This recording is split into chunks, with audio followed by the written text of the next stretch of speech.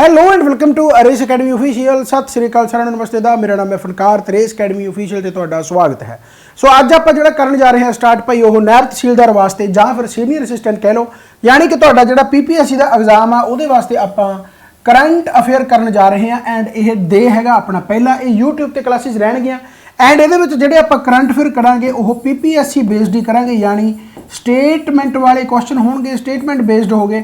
And ਜਿਹੜੇ one liner question है and ये क्वेश्चन बहुत ज़्यादा महत्वपूर्ण होंगे, यानी तुहानूं किसी ना किसी एग्जाम दे विच डेफिनेटली मिल जाएंगे। वन लाइनर तो देखो करने सौखे होंगे, पर ਜਿਹੜੇ कंसैप्चुअल होंगे मेरा मनना यह है कि अगर पीपीएससी 10 क्वेश्चन पाउंदी है तो वो 5 क्वेश्चन आ ਜਿਹੜੇ ਉਹ स्टेटमेंट बेस्ड रहते हैं एंड 5 क्वेश्चन वन लाइनर होंगे, पर दोनों करने जरूरी होंगे। अगर तुहाडे कंसैप्ट स्ट्रोंग हो गए तो वन लाइनर भी तुसीं आराम नाल कर सकोगे।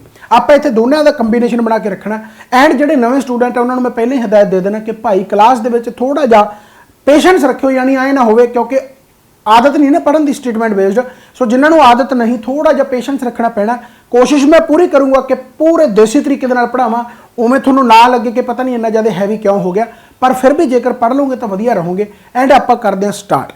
एंड नायब तहसीलदार की जी टैसट सीरीज़ है भाई वो मैं अनाउंस कर चुके, तुहाडे कल तो टैसट होने लग जाएंगे। डिस्क्रिप्शन में उसका लिंक पिया, जेकर थ्योरी पढ़ना चाहुंदे तो थ्योरी भी हैगी आ, टैसट देना चाहुंदे तो टैसट भी तुसीं कल्ले दे सकोगे। राइट, एप्लीकेशन दे लिंक आ जिहड़े तुहानूं डिस्क्रिप्शन में मिल जाएंगे। रेस अकैडमी ऑफिशियल तुसीं डायरैक्ट प्ले स्टोर पर जाके भी इंस्टॉल कर सकते हो। तो ज़्यादा गल्लां बातां ना करते हुए आपां करंट अफेयर करते हैं start. So all the best सारिਆਂ ਨੂੰ। ਮੈਨੂੰ पता कि यह क्लास थोड़ी जी तुहाडे वास्ते अज हैवी हो सकती है, ये क्वेश्चन बहुत सोहणे पाए आ मैं, पर फिर वही गल है कि थोड़ा जिहा पेशेंस 2-4 दिन तुहानूं थोड़ा जिहा लगूगा कि यार ये की हो रहा, पर मेरे हिसाब के नाल तुहानूं पहले दिन च ही मैं सैटिस्फाई करवा दूंगा कि हाँ आपां नूं इन्ना क पढ़ना चाहिए है। नायब तहसीलदार का तुसीं पिछला पेपर भी देखा होगा, पेपर औखा सौखा कदे नहीं सोचीदा हुंदा, पर पेपर के लैवल जिहड़ा उहदा हाईएस्ट लैवल है उत्थों तक आपां नूं तैयारी जरूर करनी चाहिए है। वो अड्ड गल है कि वो हाईएस्ट यूज़ करे ना करे, भावें सौखा पेपर पा देण। जिवें कि हुण आपां पहले क्वेश्चन की गल करते हैं, पहला क्वेश्चन ध्यान दे नाल पढ़ना पहला तो। अच्छा, बाईलिंगुअल हो गया, पंजाबी दे विच भी तुहाडा पेपर हुण आया करूगा। पहला कल्ला पीपीएससी इंग्लिश मीडियम दे विच पाउंदी सी, हुण पंजाबी मीडियम दे विच भी पाया करो। चलो खैर, तो जिवें पहला क्वेश्चन की है, कहता पहला क्वेश्चन एक स्टडी हुई है, कहता हुणे हाल ही दे विच इंटरस्टिंग एस्पैक्ट्स आपां नूं बटरफ्लाई दे मिले, यानी एक नवे अध्ययन ने तितलियां ते अनुकूलन अते विकास दी प्रक्रियावां ते बहुत सारे दिलचस्प पहलुआं ते चानना पाया है। करनाटका दे विच कुछ स्पीसीज़ मिलियां बेसिकली बटरफ्लाइज दियां। राइट, इस करके जिहड़ा बटरफ्लाई वाला कंसैप्ट है करंट दे विच आ। एंड बटरफ्लाई नूं लैके कुछ स्टेटमेंटां दित्तियां, की इन्हां दे विचों स्टेटमेंटां सारियां सही आ या कुछ किहड़ियां सही है, यानी आपां नूं ओह पुछिया। तो देखो नाल दी नाल ही जिवें यह क्वेश्चन है पीपीएससी पूछ सकती है। एंड जेकर इहदा सौखा वर्जन पूछना होवे तो सौखा वर्जन आह बनदा गा, जिवें कि तुहानूं क्वेश्चन पूछा जा सकता भी पहली बार for the first time in our country, पहली बार वो किहड़ा राज सी जिन्हें डिकलेयर कीता सी अपनी पर्टिकुलर एक बटरफ्लाई उत्थे मिली सी, उन्होंने स्टेट बटरफ्लाई घोषित किया सी। ये सौखा क्वेश्चन हो गया है ना, जिहड़ा कि आपां आम तौर पर पढ़ते हैं। सो ये दोनों क्वेश्चन ही आपां सॉल्व करांगे। एंड क्लास नूं पूरी नूं ध्यान दे नाल देखना। एंड ते मैं पूरी क्लास दे विचों एक क्वेश्चन पूछिया तो देखा कि वह तुसीं आंसर ईमानदार नाल दिंदे हो या नहीं। तो पहला आप क्वेश्चन पढ़ते हैं भाई ध्यान दे नाल। सो करनाटका दे विच हाल ही दे विच कुछ स्पीसीज़ मिलियां बटरफ्लाइज दियां, तो उन्होंने लैके बाकी अलग स्टेटमेंट आपको दी बटरफ्लाई को लैके इन्हों के स्टेटमेंट कि है। एंड यूपीएससी का प्रीवियस ईयर क्वेश्चन है, यानी पीपीएससी मेरा मनना यह है कि यूपीएससी के प्रीवियस ईयर क्वेश्चन पक्का पाती है। एंड हाल ही न्यूज़ के एंड क्वेश्चन आ सकता है। जिवें पहली स्टेटमेंट कहता की है, कहता तेलंगाना जिहड़ा हैगा तेलंगाना जिहड़ा देश का पहला राज बन गया जिसने कहता स्टेट बटरफ्लाई घोषित की अपनी स्टेट बटरफ्लाई, यानी तेलंगाना। राइट, इस तो बाद दूसरी स्टेटमेंट कहता महाराष्ट्र ने कहता अपनी जी ब्लू मॉर्मोन जी कि एक टैक्नीकली जेकर आप नाम देखें तो पैपलियो पॉलीमेंस्टर एज ए स्टेट बटरफ्लाई उन्होंने घोषित किया महाराष्ट्र ने।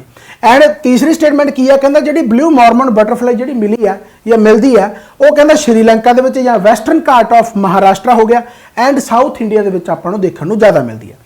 राइट, सो इन्होंने तिना स्टेटमेंटों के किहड़ी स्टेटमेंट गलत है तो किहड़ी स्टेटमेंट सही है, ये बारे आप चानना पाने हैं। तो पहली स्टेट जी डिकलेयर करने वाली सी कि उन्होंने बटरफ्लाई स्टेट बटरफ्लाई आ एंड वह नाम जोड़ा सीगा blue mormon papilio polymnestor. So किहड़ा स्टेट सीगा भाई वो महाराष्ट्र सी, यानी आ स्टेटमेंट अपनी करैक्ट होगी। एंड ये नाल ही तीसरी स्टेटमेंट भी करैक्ट है, कहता ब्लू मॉर्मोन बटरफ्लाई है जी आपको ज़्यादातर श्रीलंका वैसटर्न घाट ਦੇ ਵਿੱਚ ਮਿਲਦੀ ਹੈ एंड साउथ इंडिया पूरे ਦੇ ਵਿੱਚ ਲਗਭਗ ਆਪਾਂ ਨੂੰ, यानी ਜਿਹੜਾ ਵੈਸਟਰਨ ਰੀजन ਆ ਉੱਥੇ ਆਪਾਂ ਨੂੰ ਜ਼ਿਆਦਾ ਮਿਲਦੀ ਹੈ, ਵੈਸਟਰਨ ਘਾਟ ਤੇ ਆਪਾਂ ਨੂੰ ਇਹ ਬਟਰਫਲਾਈਜ਼ ਦੀ ਸਪੀਸੀਜ਼ ਜ਼ਿਆਦਾ ਮਿਲਦੀਆਂ। ਰਾਈਟ ਹੋ ਗਿਆ, ਯਾਨੀ ਕਿ ਇਹਦੀ ਸਟੇਟਮੈਂਟ ਜਿਹੜੀ ਹੋਗੀ ਭਾਈ ਦੂਸਰਾ ਤੇ ਤੀਸਰਾ। ਦੇਖੋ ਇਹਦੇ ਵਿੱਚ ਸਮਝਾਉਣ ਨੂੰ ਬਾਹਲਾ ਕੁਝ ਨਹੀਂ ਸੀਗਾ, ਬਟ ਜੇਕਰ ਨਿਊਜ਼ ਦੇ ਵਿੱਚ ਬਣੇ ਰਹੋਗੇ ਤਾਂ ਇਹੋ ਜਿਹੇ ਕੁਐਸਚਨ ਦੇਖਣ ਨੂੰ ਮਿਲ ਸਕਦੇ ਨੇ। ਯਾਨੀ ਇਹ ਥੋੜਾ ਜਿਹਾ ਸਟੇਟਮੈਂਟ ਬੇਸਡ ਤੇ ਫੈਕਚੁਅਲ ਕੁਐਸਚਨ ਆ ਗਿਆ ਕਿ ਪਹਿਲੀ ਸਟੇਟ ਕਿਹੜੀ ਸੀ। ਹੁਣ ਜੇ ਆਰਾਮ ਨਾਲ ਆਪਾਂ ਦੂਸਰਾ ਕੁਐਸਚਨ ਦੇਖੀਏ ਤਾਂ ਦੂਸਰਾ ਕੁਐਸਚਨ ਆਪਾਂ ਆਰਾਮ ਨਾਲ ਕਹਿ ਦਾਂਗੇ ਕਿ ਉਹ ਪਹਿਲੀ ਸਟੇਟ ਕਿਹੜੀ ਹੈ ਜਿਹਨੇ ਸਟੇਟ ਬਟਰਫਲਾਈ ਘੋਸ਼ਿਤ ਕੀਤੀ ਹੈ, ਤਾਂ ਉਹ ਪਹਿਲੀ ਸਟੇਟ ਭਾਈ ਕਿਹੜੀ ਹੈ, ਮਹਾਰਾਸ਼ਟਰ। ਸੋ ਇਹ ਮੇਰੇ ਹਿਸਾਬ ਦੇ ਨਾਲ ਤੁਹਾਨੂੰ ਹੁਣ ਸੌਖਾ ਲੱਗਿਆ ਹੋਣਾ, ਪਰ ਮੈਂ ਕੋਸ਼ਿਸ਼ ਕਰੂੰਗਾ ਕਿ ਹਰ ਕੁਐਸਚਨ ਤੋਂ ਬਾਅਦ ਮੈਂ ਉਹਦਾ ਸਟੇਟਮੈਂਟ ਬੇਸਡ ਤੇ ਉਹਦਾ ਸੌਖਾ ਵਰਜ਼ਨ ਤੁਹਾਨੂੰ ਦਿਖਾਵਾਂ ਤਾਂ ਕਿ ਤੁਸੀਂ ਔਖੇ ਵੀ ਨਾ ਹੋਵੋ ਤੇ ਐਂਡ ਸਮਝ ਵੀ ਸਾਰਾ ਕੁਝ ਲੱਗ ਜੇ। ਹੁਣ ਆਪਾਂ ਦੂਸਰੇ ਕੁਐਸਚਨ ਦੀ ਗੱਲ ਕਰਦੇ ਹਾਂ। ਦੂਸਰਾ ਭਾਈ ਕੁਐਸਚਨ ਬਹੁਤ ਸੋਹਣਾ ਗਾ। Union ministry of consumer affair food and public distribution, ਯਾਨੀ ਯੂਨੀਅਨ ਜਿਹੜੀ ਮਿਨਿਸਟਰੀ ਆਪਣੀ ਕੰਜ਼ਿਊਮਰ ਅਫੇਅਰ ਦੀ, ਉਹਨਾਂ ਨੇ ਇੱਕ ਨੋਟੀਫਿਕੇਸ਼ਨ ਹਾਲ ਹੀ ਦੇ ਵਿੱਚ ਕੱਢਿਆ। ਉਹ ਨੋਟੀਫਿਕੇਸ਼ਨ ਕਿਹਦੇ ਅੰਡਰ ਆਉਂਦਾ ਗਾ, NFSA ਯਾਨੀ ਨੈਸ਼ਨਲ ਫੂਡ ਸਿਕਿਉਰਿਟੀ ਐਕਟ 2013 ਦੇ ਅੰਡਰ ਆਉਂਦਾ। ਐਂਡ ਉਹਨਾਂ ਨੇ ਨੋਟੀਫਿਕੇਸ਼ਨ ਕੱਢ ਕੇ ਕਿਹਾ ਕਿ ਫ੍ਰੀ ਫੂਡ ਗ੍ਰੇਨ ਆ ਜਿਹੜਾ ਉਹ ਦਿੱਤਾ ਜਾਵੇ ਜਿਹੜੇ ਕਿ ਐਲੀਜੀਬਲ ਹਾਊਸ ਹੋਲਡ ਹੈ।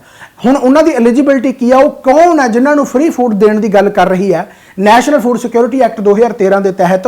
ਐਂਡ ਇਹਨਾਂ ਦੇ ਵਿੱਚੋਂ ਸਟੇਟਮੈਂਟਾਂ NFSA ਦੇ ਰਿਗਾਰਡਿੰਗ ਜੋ ਹੈਗੀਆਂ, ਕਿਹੜੀ ਉਹ ਸਟੇਟਮੈਂਟ ਸਹੀ ਹੈ, ਕਿਹੜੀ ਸਟੇਟਮੈਂਟ ਗਲਤ ਹੈ। ਯਾਨੀ ਹਾਲ ਹੀ ਦੇ ਵਿੱਚ ਕੇਂਦਰੀ ਖਪਤਕਾਰ ਮਾਮਲੇ, ਖੁਰਾਕ ਅਤੇ ਜਨਤਕ ਵੰਡ ਮੰਤਰਾਲੇ ਨੇ ਕਹਿੰਦਾ ਰਾਸ਼ਟਰੀ ਖੁਰਾਕ ਸੁਰੱਖਿਆ ਐਕਟ ਦੇ ਅਧੀਨ ਕਹਿੰਦਾ ਮੁਫਤ ਅਨਾਜ ਪ੍ਰਦਾਨ ਕਰਨ ਦੀ ਨੋਟੀਫਿਕੇਸ਼ਨ ਜਾਰੀ ਕੀਤੀ ਹੈ। ਤਾਂ ਦੱਸੋ ਭਾਈ ਜਿਹੜਾ NFSA ਨੂੰ ਲੈ ਕੇ ਇਹਨਾਂ ਦੇ ਵਿੱਚੋਂ ਕਿਹੜੀਆਂ ਸਟੇਟਮੈਂਟਾਂ ਸਹੀ ਆ ਤੇ ਕਿਹੜੀਆਂ ਸਟੇਟਮੈਂਟਾਂ ਗਲਤ ਆ, ਆਪਾਂ ਪੜ੍ਹਦੇ ਆ ਧਿਆਨ ਦੇ ਨਾਲ। ਕਹਿੰਦਾ ਭਾਈ ਪਹਿਲੀ ਸਟੇਟਮੈਂਟ ਹੈਗੀ ਹੈ, ਕਹਿੰਦਾ ਜਿਹੜਾ NFSA ਆ ਯਾਨੀ ਕਿ ਨੈਸ਼ਨਲ ਫੂਡ ਸਿਕਿਉਰਿਟੀ ਐਕਟ ਆ ਜਿਹੜਾ, ਉਹ ਕਹਿੰਦੇ ਭਾਈ ਨੋਟੀਫਾਈ ਕੀਤਾ ਗਿਆ ਸੀ ਕਦੋਂ, 10 ਸਤੰਬਰ 2013 ਨੂੰ। ਹੁਣ ਦੇਖੋ ਫੈਕਚੁਅਲ ਕੁਐਸਚਨ ਹੈ, ਰਾਈਟ। ਹੁਣ ਇਹ ਸਹੀ ਹੈ ਜਾਂ ਗਲਤ ਹੈ ਦੇਖਦੇ ਆਪਾਂ। ਦੂਸਰੀ ਸਟੇਟਮੈਂਟ ਕਹਿੰਦਾ ਇਹਦਾ ਮੇਨ ਜਿਹੜਾ ਆਬਜੈਕਟਿਵ ਆ ਉਹ ਭੋਜਨ ਤੇ ਨਿਊਟ੍ਰੀਸ਼ਨ ਵੈਲਿਊ ਹੈ ਜਿਹੜੀ ਸਿਕਿਉਰਿਟੀ ਬੇਸਿਕਲੀ ਉਹ ਪ੍ਰੋਵਾਈਡ ਕਰਵਾਉਣਾ, ਯਾਨੀ ਦੂਸਰੀ ਸਟੇਟਮੈਂਟ ਵੀ ਆਪਾਂ ਨੂੰ ਠੀਕ ਲੱਗ ਰਹੀ ਹੈ। ਤੀਸਰੀ ਸਟੇਟਮੈਂਟ ਕਹਿੰਦਾ it provide meals for children up to 14 years of age, ਯਾਨੀ ਕਿ 14 ਸਾਲ ਦੀ ਉਮਰ ਤੱਕ ਦੇ ਜਿਹੜੇ ਬੱਚੇ ਆ ਉਹਨਾਂ ਨੂੰ ਭੋਜਨ ਪ੍ਰਦਾਨ ਕਰਨਾ, ਇਹ ਵੀ ਇਹਦੀ ਆਬਜੈਕਟਿਵ ਦੇ ਵਿੱਚ ਆਉਂਦਾ ਗਾ। ਹੁਣ ਦੱਸੋ ਭਾਈ ਇਹਨਾਂ ਦੇ ਵਿੱਚੋਂ ਕਿਹੜੀ ਤੁਹਾਡੀ ਸਟੇਟਮੈਂਟ ਸਹੀ ਲੱਗ ਰਹੀ ਹੈ। ਇਹ ਤਿੰਨੇ ਹੀ ਸਟੇਟਮੈਂਟਾਂ ਜਿਹੜੀਆਂ ਭਾਈ ਸਹੀ ਹੈ, ਰਾਈਟ ਹੈ। ਯਾਨੀ ਇਹਦਾ ਆਨਸਰ ਜਿਹੜਾ ਆ ਜਾਊਗਾ ਜੀ ਆਲ ਆਰ ਕਰੈਕਟ ਆ ਜਾਵੇਗਾ। ਹੁਣ ਜੇਕਰ ਆਪਾਂ ਨੈਸ਼ਨਲ ਫੂਡ ਸਿਕਿਉਰਿਟੀ ਐਕਟ ਦੇ ਥੋੜਾ ਜਿਹਾ ਹੋਰ ਪੜ੍ਹੀਏ ਇਹਦੇ ਬਾਰੇ ਤਾਂ ਉਹਦੇ ਬਾਰੇ ਆਪਾਂ ਚਾਨਣਾ ਪਾਉਣੇ ਆ। ਪਹਿਲਾਂ ਤਾਂ ਆਹ ਫੈਕਚੁਅਲ ਚੀਜ਼ਾਂ ਜ਼ਰੂਰ ਯਾਦ ਰੱਖਣੀਆਂ ਕਿ 14 ਸਾਲ ਦੀ ਉਮਰ ਤੱਕ ਦਾ ਬੱਚਾ ਉਸ ਨੂੰ ਪ੍ਰੋਵਾਈਡ ਕਰਾਉਣੇ। ਹੋਰ ਵੀ ਆਪਾਂ ਐਲੀਜੀਬਿਲਟੀ ਪੜਾਂਗੇ ਕੌਣ ਕੌਣ ਇਹਦੇ ਵਿੱਚ ਆਉਂਦਾ ਗਾ, ਉਹਦੇ ਬਾਰੇ ਆਪਾਂ ਚਰਚਾ ਕਰਦੇ ਹਾਂ। ਐਂਡ 10 ਸਤੰਬਰ 2013 ਨੂੰ ਨੋਟੀਫਾਈ ਕੀਤਾ ਗਿਆ। ਐਂਡ ਮੇਰਾ ਇਹ ਮੰਨਣਾ ਕਿ ਜਦੋਂ ਵੀ ਕੋਈ ਡੇਟ ਆਉਂਦੀ ਹੈ, ਈਅਰ ਤੁਹਾਡੇ ਯਾਦ ਹੋਣਾ ਚਾਹੀਦਾ। ਜਿਹੜੀ ਡੇਟ UPSC PPSC ਪਾਉਂਦੀ ਆ ਲਗਭਗ ਉਹ ਸਹੀ ਹੁੰਦੀ ਆ ਜੇ ਉਹ ਮਸ਼ਹੂਰ ਨਾ ਹੋਵੇ, ਕਿਉਂਕਿ 10 ਸਤੰਬਰ ਨੂੰ ਮੈਨੂੰ ਨਹੀਂ ਲੱਗਦਾ ਵੀ ਕਿਸੇ ਨੂੰ ਪਤਾ ਹੋਊਗਾ, ਪਰ ਇਹਨੂੰ ਤੁਸੀਂ ਸਹੀ ਮੰਨ ਕੇ ਚੱਲੋ ਜੇ ਤੁਹਾਨੂੰ 2013 ਦਾ ਪਤਾ। ਯਾਨੀ ਇੱਥੇ UPSC ਨਹੀਂ ਖੇਡਦੀ, ਇੱਥੇ UPSC ਜਿਹੜੇ ਛੋਟੇ ਐਗਜ਼ਾਮ ਆ PSSB ਟਾਈਪ ਉਹ ਫੈਕਚੁਅਲ ਚੀਜ਼ਾਂ ਤੇ ਜ਼ਿਆਦਾ ਖੇਡਦੀ ਆ। UPSC ਖੇਡੂਗੀ ਕਨਸੈਪਚੁਅਲ ਚੀਜ਼ਾਂ ਤੇ, ਜਿੱਥੇ ਕਨਸੈਪਟ ਆਉਂਦੇ ਵੀ ਇਹਨੂੰ ਕਨਸੈਪਟ ਪਤਾ ਕਿ ਨਹੀਂ। ਡੇਟ ਵਗੈਰਾ ਇੰਨੀ ਜ਼ਿਆਦਾ PPSC ਦੇ ਵਿੱਚ ਇੰਪੋਰਟੈਂਟ ਨਹੀਂ ਰਹਿੰਦੀ। ਹਾਂ, ਜੋ ਬਹੁਤ ਹੀ ਜ਼ਿਆਦਾ ਮਸ਼ਹੂਰ ਆ, ਬਹੁਤ ਹੀ ਜ਼ਿਆਦਾ ਪਪੂਲਰ ਡੇਟਸ ਆ, ਉਹ ਤੁਹਾਨੂੰ ਜ਼ਰੂਰ ਯਾਦ ਹੋਣੀਆਂ ਚਾਹੀਦੀਆਂ। ਬਟ ਇਨ ਜਨਰਲ ਇੱਥੇ 2013 ਤੁਹਾਨੂੰ ਜੇਕਰ ਪਤਾ ਤਾਂ ਇਹ ਸਹੀ ਹੋ ਸਕਦੀ ਹੈ, ਰਾਈਟ। ਚਲੋ ਖੈਰ, ਤਾਂ ਆਪਾਂ ਇਹਦੇ ਬਾਰੇ ਥੋੜਾ ਜਿਹਾ ਹੋਰ ਪੜ੍ਹਦੇ ਹਾਂ ਡਿਟੇਲ 'ਚ ਕਿ ਕੁਐਸਚਨ ਹੋਰ ਕੀ ਪੁੱਛਿਆ ਜਾ ਸਕਦਾ। ਜਿਵੇਂ ਕਿ ਇਹਦੀ ਐਲੀਜੀਬਿਲਟੀ ਦੀ ਜੇਕਰ ਆਪਾਂ ਗੱਲ ਕਰੀਏ ਤਾਂ ਪਹਿਲਾਂ ਤਾਂ ਏਰੀਆ ਇਹ ਕਿੰਨਾ ਕਵਰ ਕਰਦੀ ਹੈ ਉਹਦੇ ਬਾਰੇ ਆਪਾਂ ਗੱਲ ਕਰਦੇ ਹਾਂ। ਇਹ 75% ਆ ਜਿਹੜਾ ਪੇਂਡੂ ਏਰੀਆ ਕਵਰ ਕਰੂਗੀ, ਐਂਡ ਜਿਹੜਾ 50% ਅਰਬਨ ਪਾਪੂਲੇਸ਼ਨ ਨੂੰ ਇਹ ਕਵਰ ਕਰਦੀ ਹੈ। ਐਂਡ ਇਹ ਸਟੇਟਮੈਂਟ ਐਜ਼ ਇਟ ਇਜ਼ ਇੱਕ ਪੇਪਰ ਦੇ ਵਿੱਚ ਆਈ ਹੋਈ ਹੈ ਜਿਹੜਾ ਕਿ ਸਟੇਟ PCS ਹੋਇਆ ਸੀ, ਰਾਈਟ। ਸੋ 75% ਰੂਰਲ ਪਾਪੂਲੇਸ਼ਨ, 50% ਸ਼ਹਿਰੀ ਜਿਹੜੀ ਪਾਪੂਲੇਸ਼ਨ ਆ ਉਸ ਨੂੰ ਇਹ ਕਵਰ ਕਰਦੀ ਆ। ਐਲੀਜੀਬਿਲਟੀ ਦੀ ਜੇਕਰ ਗੱਲ ਕਰੀਏ ਤਾਂ ਇੱਕ ਯਾਨੀ ਕਿ ਕੀ ਕਹਿੰਦੇ ਹੁੰਦੇ ਯੋਜਨਾ ਆਈ ਸੀ ਜਿਹਨੂੰ ਆਪਾਂ ਕਹਿੰਦੇ ਜੀ AAY ਯਾਨੀ ਅੰਤਯੋਦਿਆ ਅੰਨਾ ਯੋਜਨਾ। ਉਹਦੇ ਤਹਿਤ ਯਾਨੀ ਕਹਿਣ ਦਾ ਮਤਲਬ ਇਹ ਐ ਮੰਨ ਲਓ ਵੀ ਜਿਵੇਂ ਫੋਰ ਐਗਜ਼ਾਮਪਲ ਮੈਂ ਇੱਕ ਯੋਜਨਾ ਕੱਢੀ ਹੈ, ਯਾਨੀ ਇੱਕ ਕੋਰਸ ਬਣਾਇਆ। ਜਿਵੇਂ ਫੋਰ ਐਗਜ਼ਾਮਪਲ ਮੰਨ ਲਓ ਮੈਂ ਇੱਕ PSSB ਕੋਰਸ ਬਣਾਇਆ, ਰਾਈਟ। ਮੈਂ ਉਸ ਤੋਂ ਬਾਅਦ PPSC ਕੋਰਸ ਬਣਾਇਆ ਤਾਂ ਮੈਨੂੰ ਕੁਝ ਜਵਾਕ ਕਹਿੰਦੇ ਕਿ ਸਰ ਅਸੀਂ PSSB ਵਾਲੇ ਕੋਰਸ ਦੇ ਵਿੱਚ ਹੈਗੇ ਆ ਤੇ PPSC ਦੇ ਵਿੱਚ ਵੀ ਆਉਣਾ ਚਾਹੁੰਦੇ ਆ। ਤਾਂ ਮੈਂ ਕੀ ਕਹੂੰਗਾ ਵੀ ਜੇਕਰ PPSC ਦੇ ਵਿੱਚ ਤੁਸੀਂ ਆ ਜਾਓਗੇ ਤਾਂ ਆਟੋਮੈਟਿਕਲੀ ਜਿਹੜੇ PSSB ਵਾਲੇ ਆ ਉਹ ਇਸ ਦੇ ਵਿੱਚ ਐਲੀਜੀਬਲ ਹੋਣਗੇ। ਯਾਨੀ PPSC ਦਾ ਉਹਨਾਂ ਨੂੰ ਅੱਡ ਤੋਂ ਲੈਣਾ ਨਹੀਂ ਪੈਣਾ। ਇਹ ਮੈਂ ਵੈਸੇ ਕਹਿ ਰਿਹਾ ਕਿਤੇ ਐ ਬਣਾ ਲਓ ਗੱਲ ਵੀ ਤੁਸੀਂ ਤਾਂ ਕਿਹਾ ਸੀਗਾ, ਮੈਂ ਸਮਝਾਉਣ ਦੀ ਗੱਲ ਕਰ ਰਿਹਾ ਕਿ ਜਿਹੜਾ ਫੂਡ ਸਿਕਿਉਰਿਟੀ ਜਿਹੜਾ ਨੈਸ਼ਨਲ ਫੂਡ ਸਿਕਿਉਰਿਟੀ ਐਕਟ 2013 ਆਇਆਗਾ ਉਹਦੀ ਐਲੀਜੀਬਿਲਟੀ ਅੱਡ ਵੀ ਬਣਦੀ ਆ। ਤੇ ਸਰਕਾਰ ਨੇ ਕਹਿਤਾ ਕਿ ਜਿਹੜੀ ਸਾਡੀ ਯੋਜਨਾ ਪਹਿਲਾਂ ਚਲਾਈ ਹੋਈ ਸੀ ਅੰਤਯੋਦਿਆ ਅੰਨਾ ਯੋਜਨਾ, ਜਿਹਦੇ ਤਹਿਤ 35 ਕਿਲੋਗ੍ਰਾਮ ਹਰ ਪਰਿਵਾਰ ਨੂੰ ਮਹੀਨੇ ਦਾ ਮਿਲਦਾ ਸੀਗਾ, ਕਹਿੰਦੇ ਉਹ ਵੀ ਇਹਦੇ ਵਿੱਚ ਐਲੀਜੀਬਲ ਨੇ। ਯਾਨੀ ਜਿਵੇਂ PSSB ਜਿਨ੍ਹਾਂ ਕੋਲੇ ਕੋਰਸ ਹੈਗਾ ਉਹ ਵੀ PPSC ਦੇ ਵਿੱਚ ਐਲੀਜੀਬਲ ਨੇ, ਯਾਨੀ ਉਹਨਾਂ ਨੂੰ ਵੀ ਮੈਂ ਵਿੱਚ ਹੀ ਪਾ ਲਿਆ। ਸਮਝ ਲੱਗ ਗਈ? ਸੋ ਤਰੀਕਾ ਸਮਝਾਉਣ ਦਾ भी कहने का मतलब जेकर तुहानूं पुछ लिया जाए कदे भी कि ਇਹਦੇ ਵਿੱਚ जो नैशनल फूड सिक्योरिटी एक्ट 2023 ਇਹਦੀ एलिजिबिलिटी ਦੇ ਵਿੱਚ एक योजना ਕਿਹੜੀ ऐड की गई है कि ਉਹਦੇ ਜਿਹੜੇ मैंबर ਹੋਣਗੇ ਉਹ ਆਟੋਮੈਟਿਕਲੀ एलिजिबल होणगे। ਉਹ योजना हैगी अंत्योदय अन्ना योजना। एंड जेकर आप गल करिए कि भाई टारगेटेड पब्लिक डिस्ट्रीब्यूशन सिस्टम एक बनाया इन्होंने जिहदे अंडर प्रायोरिटी रखी जाऊगी उन्होंने हाउस होल्ड की कि उन्होंने सारिਆਂ कवर किया जाए according to the guidelines by the state government.